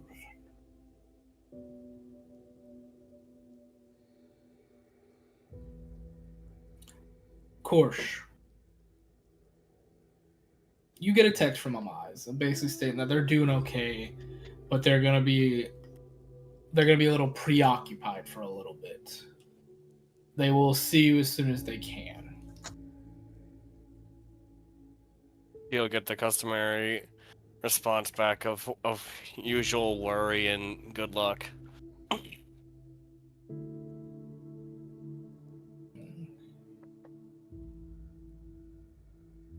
Aside from that, he's Ominous. mostly just. Oh, sorry. Okay. Go ahead. Aside from that, after reading the final tally, he just feels a pit in his stomach seeing those numbers.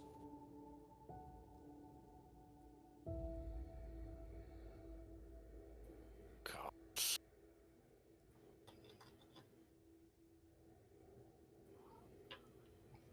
Ominous. Yeah. You wake up. You're tired. You're tired. You're tired. You check your phone. You see that final tally. And just the amount dead. Just the souls lost.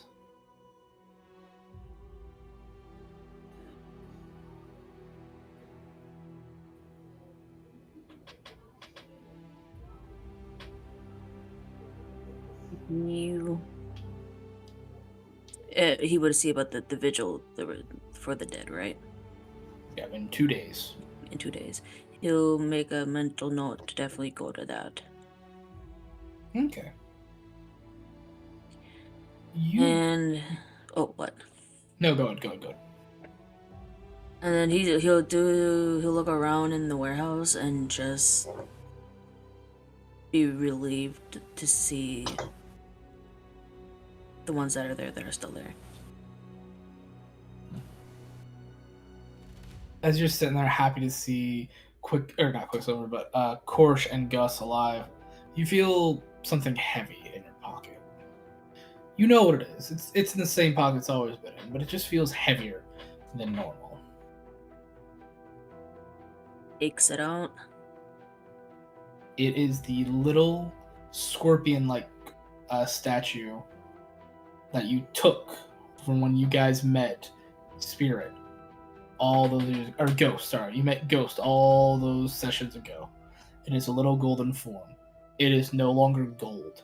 It is now that pure white again.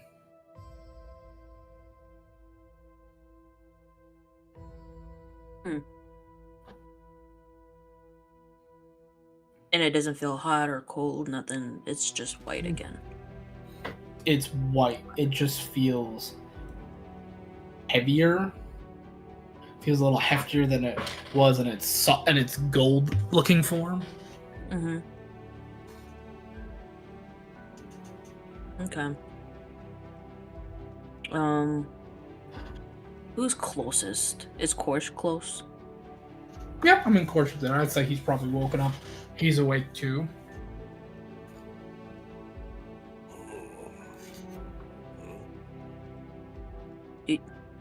Are you awake? Darn to wake up. Well, do you remember that statue we got from Ghost a while back? The thing that's... Yeah. I was talking with Margaret the other day, and she said something about he's got some work if we're looking for money or something like that. Yeah, well, maybe you have some thoughts on this, but the statue is no longer gold, it's white now. He'll just peek through the fingers covering his eyes just to see the statue that he's holding out. Huh. Looks like alabaster or marble. Not gold anymore. And then above game, could we together do a group? Okay. I can't say the word. Occultism check to see what that color change could mean. Yes. Okay. Alright, I'll give assistance to you. Assistant. Assistance in this game, does that It's mean +1, disadvantage? Or Korsh first has to roll an occultism check to see if he passes. If he passes, you get a bonus. If he failed, you get a decreaser. Alright, 1 second. I gotta sit up a little. Occultism +13. I'm trained in it. 28. Okay. I'm just going to make your roll. I'll let you know what your outcome will be. 42. Okay. You guys think for a second. This probably means it's no longer dormant right now. Meaning you could use it on somebody to talk to Ghost. I'm thinking it means it's active, looking at it like that. Yeah. So I guess whenever we're ready, there's so much going on though right now. I don't know. Yeah, we're Definitely- gonna have to be picky on who we use this on, because if I remember right, didn't this kill the last guy who used it on? You know? Above game, I don't remember. Is Half that a remembering recall that. knowledge? Yeah, of course it's gonna recall knowledge on that as Recall well. knowledge. Go ahead. Make a society. See how I Society? remember. That's how I my remember this. society. +4, that's not Oh, very no, good, society. but decent. It's It's 19. an 18. You think back, you remember taking this from a ominous. You specifically remember picking this up from a pile of ash, ash and dust. So,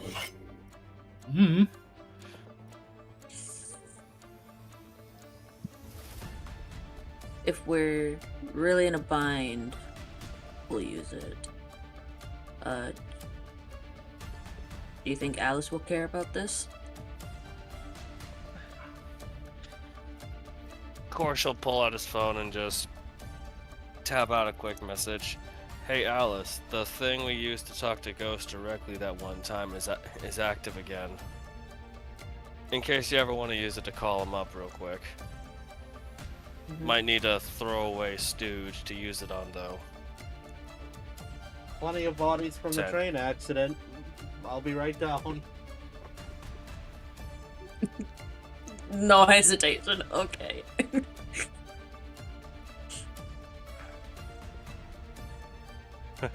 And Like, ominous, Well, you'll just see Course look at his phone like half a second after he just sent the message. He's like, blank. Huh. Apparently Alice is more into this than I thought, because she's apparently on her way. okay. Then yeah, Omnis would start helping make food and stuff for the day then. And is Tommy around? And the mushrooms? No, I think and all Tommy that? long gone. Oh, nope. Tommy is not here this time. Tommy might be dead. Deado. You have no idea if Tommy's dead or not. Oh no. Until Or I see somebody told proof him- otherwise. Somebody told him to go finish the war.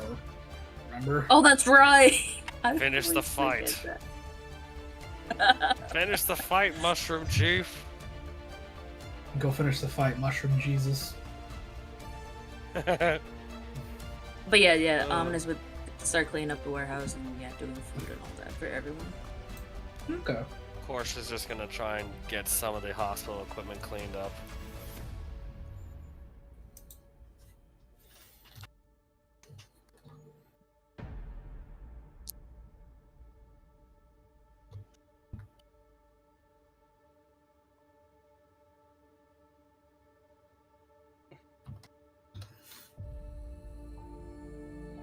So you're making food.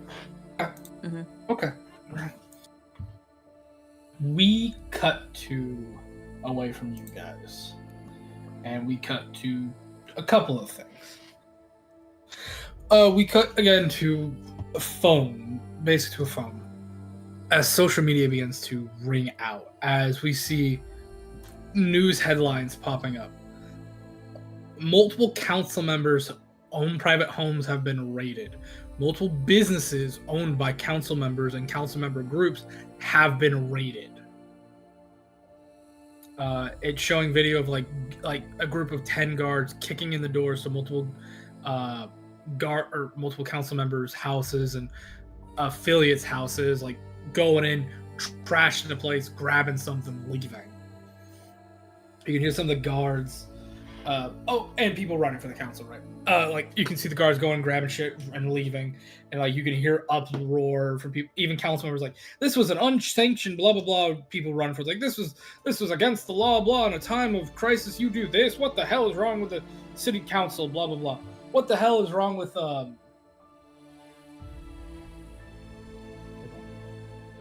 Just make sure I get it right.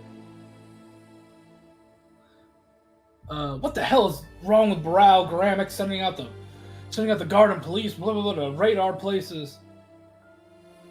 Or sorry, not Baral, but what the hell is wrong with Kalal the Watcher? Blah blah blah blah blah blah. As Kalal is the council member who's in charge of this, Kalal was not attacked. Was not one of the places raided. So people were blaming him. And there's a lot of hoopla and uproar and all sorts of stuff about it. Alice, Yes. your 2 guards are at your home with you. Are kind of like there with you. One of them stayed at your place. The other one was doing perimeter checks.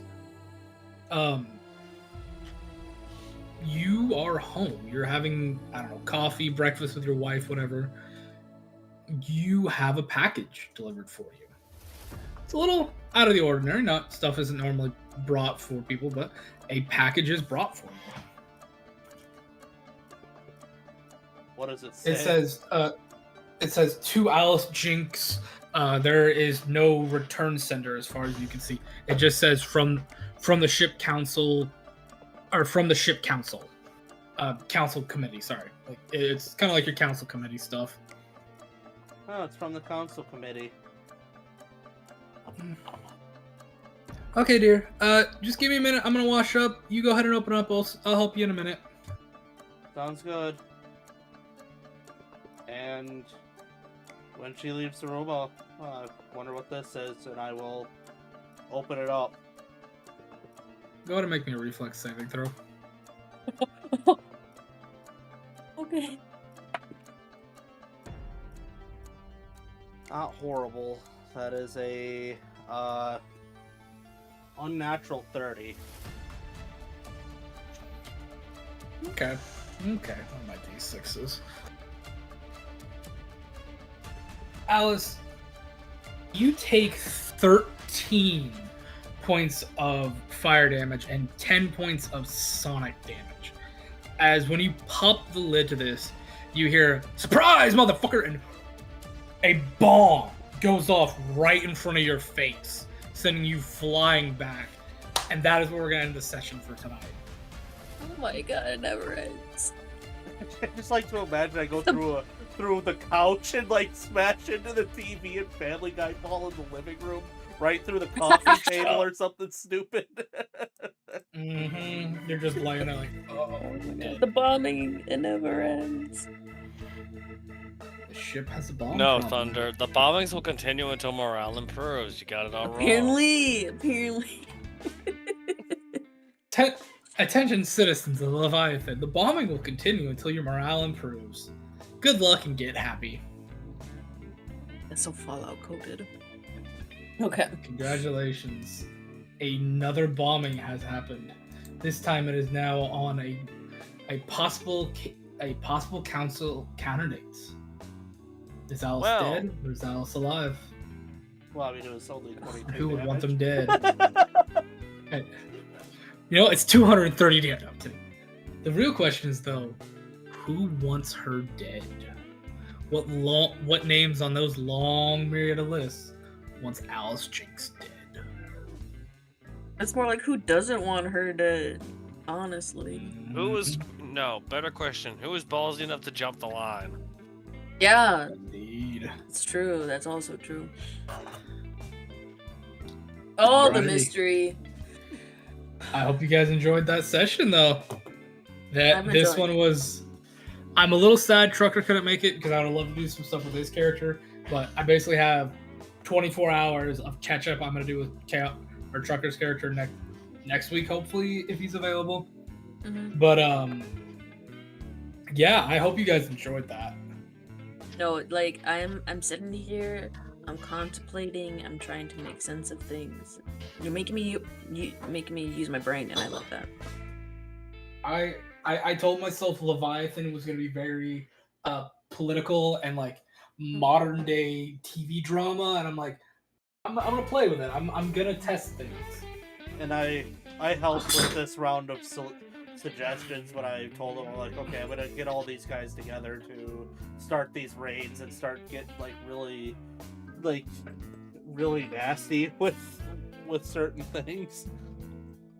Well, and what's getting me is that your bodyguards had one job. They had one dropped the fucking ball. job. They might be dead. Drop the ball. They might be dead. I might be in on it. You never know. You never know. Explosive through. You guys didn't really check their credentials. You're like, okay, bodyguards lit. Yeah, but you just let two random dwarven gentlemen that say, well, we're with the council, we're your bodyguards. And you just got something from the council committee. That's so valid. Oh. This is making more trust issues happen. Okay. Mm-hmm. Oh, that's so good.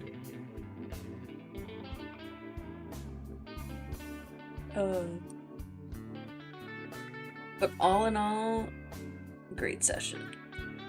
Thank you. I don't know about the rest of you guys, but I have a question. For today. Mm-hmm. What is your favorite like family or like get together card game?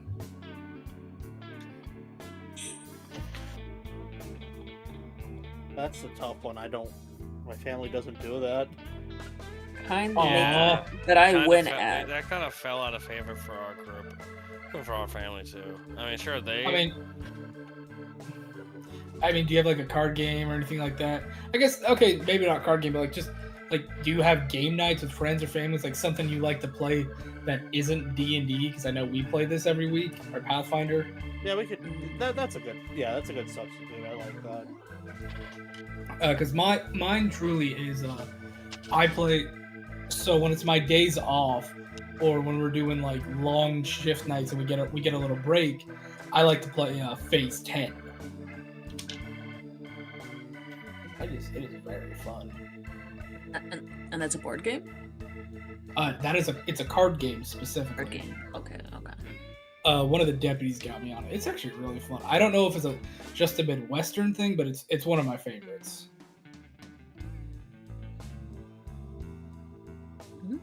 Okay. Yeah, never heard of that one. For title suggestions, I'm gonna say 2 birds, 1 bomb. That's good. 2 birds.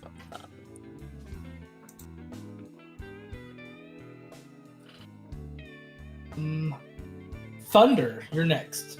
Well, I'm just thinking. There's a couple card games that I was really into when I was younger. Blitz, Slapjack. I liked. What's the one where you have hit 21? Blackjack. Blackjack.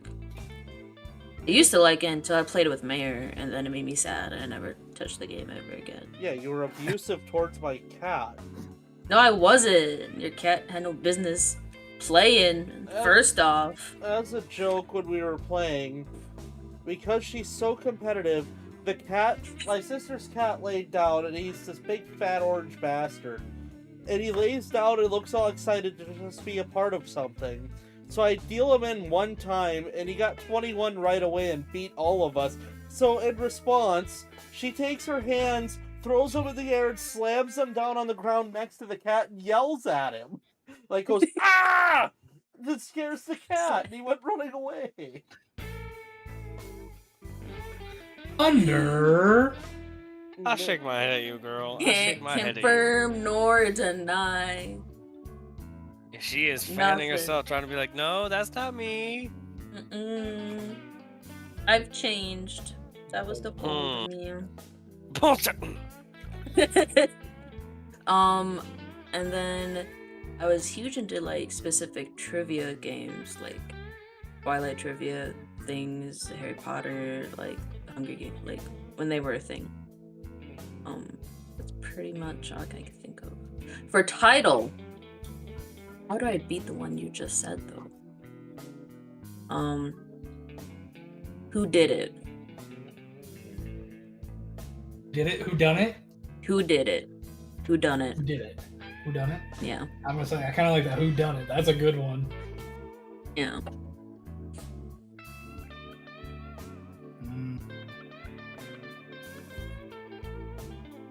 Mayor. And Castle drooled. He kind of deserved it. Because he was out of shape. Yeah. Once a week I play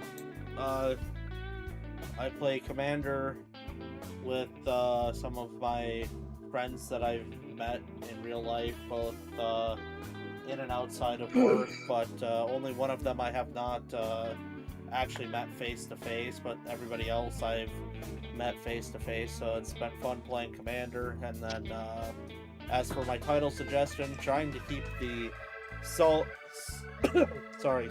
tone of the episode, I kind of gave it away earlier, but it's Ghosts of the Tunnels. Yeah. That's also good. No. I really wanted to keep this one as somber as possible. I mean, we kept it pretty close, I'd say. Mm-hmm. Alrighty. Hunter. I would probably go with Blackjack. Yes, you would. Hey, What? I was gonna give you your title too, so Oh, I'm sorry. Never mind. Well, not anymore now. no, I will. I do like the title, so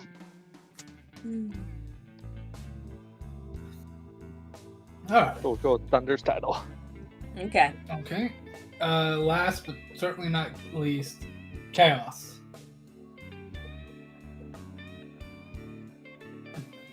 Old card game I used to play with the family. War. Yeah. Of course. That was always War is a good one. I forgot about that one. As for my title suggestion, Aftershock. That's also valid.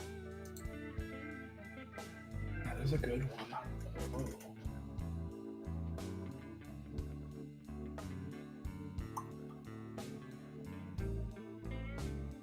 I have to ask Mary, what made you think of those two names? What do you mean? Like, did you just randomly just think of those, like Ghosts of the Tunnel and the Oni Shadow, or did you think harder on it, or? Ghosts of the Tunnels I got from the old Halo quote, walk into the battlefield and ask the ghosts if they fought with honor or something along those lines. The silence will be your answer. And then Oni's Shadow is just more of a...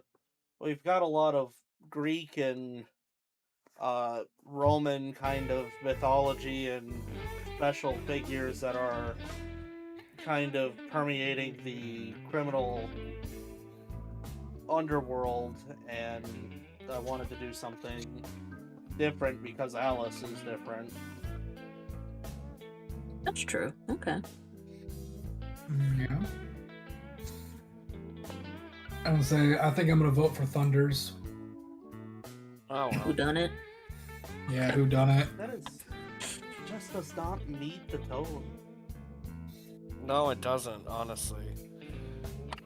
I do like. I It gives personally. too much levity to the situation. Yeah. I do like not. I like Chaos's and I do like Alice's. At Mayor's. Yeah. But maybe Mayor Mayor's was- a little bit more because she said it. It was an actual term that was said. Yeah. I think let's go with Mayor's. It was something actually said in the game.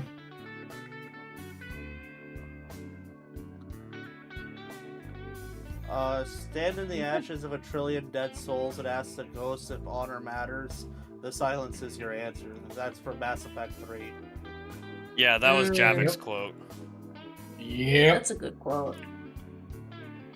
And I've always, anytime somebody gets upset when somebody wins a fight without honor or cheats in a fight, that's the only thing that permeates in my mind, is there are people who fight with honor, and then there are people who are alive.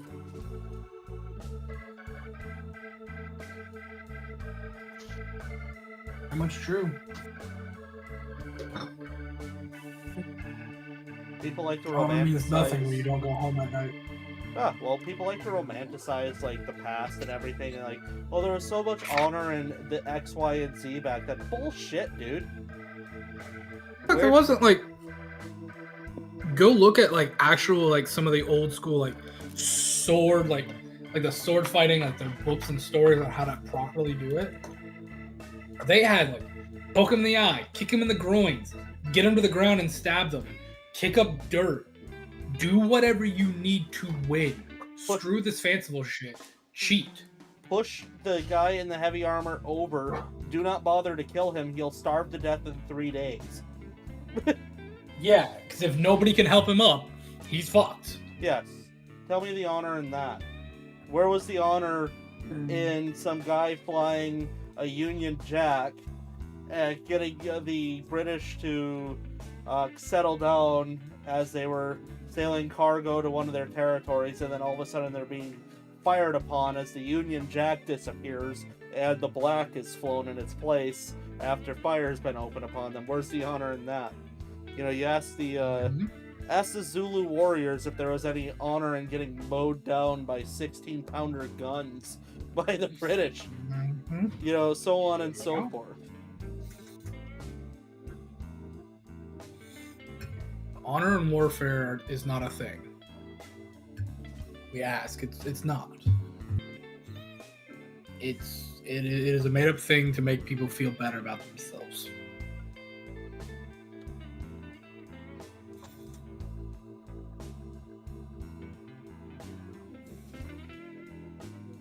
Yeah.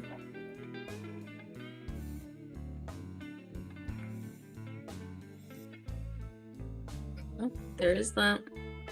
Yeah, that's how we're gonna end this one. Forget It's about very somber honor. like that. It's time for you all to grow up on instead. Well, I don't know. Because there's different kinds of honors, not just in fighting, but like philosophy-wise, like how you Yeah. want to go about life and all that. Okay, there's But I know you're not a big philosophical guy that way, so there's kind of honor bring in waking up every that up. day and choosing to do the right thing, but there's no honor in fighting. yeah, specifically fighting. In fact, to get to the point where you're in a fight at all means you have had to have done something to somebody that wasn't very honorable. Yeah. Of course, there's the one-offs where some crazy schizoid flips their shit and starts coming at you with a bottle. There's nothing you can do about that. But it's also not very honorable to beat up on a mentally ill person who's coming at you with a bottle either. So, you know, there's your philosophy on that.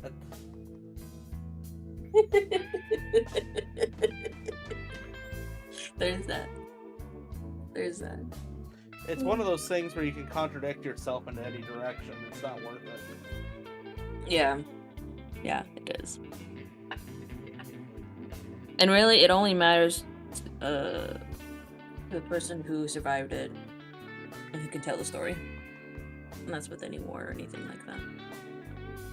Yeah, coincidentally, we can all go to bed nice and cozy with our pajamas and our warm glasses of milk, and our mother's tucking us into bed because we can sleep nice and sound knowing that throughout history the bad guys always lost and the good guys always won.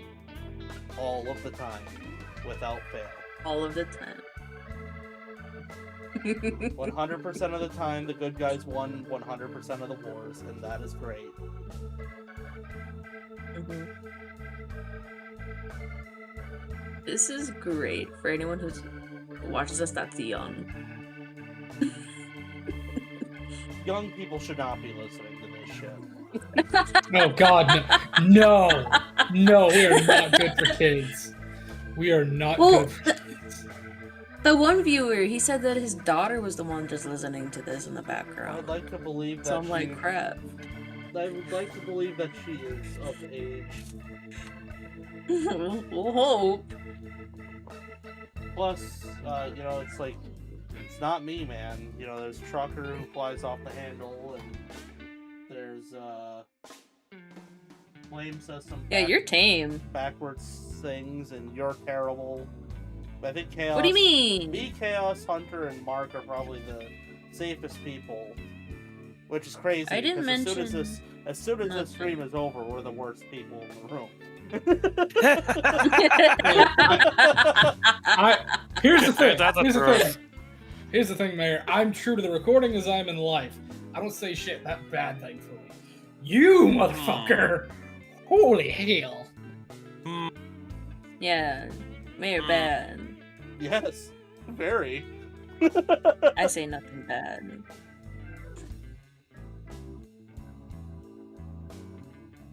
Anyway, And we really should end and then I this remembered here. Trucker. It's Yeah, let's Trucker. get out. Okay. Adios.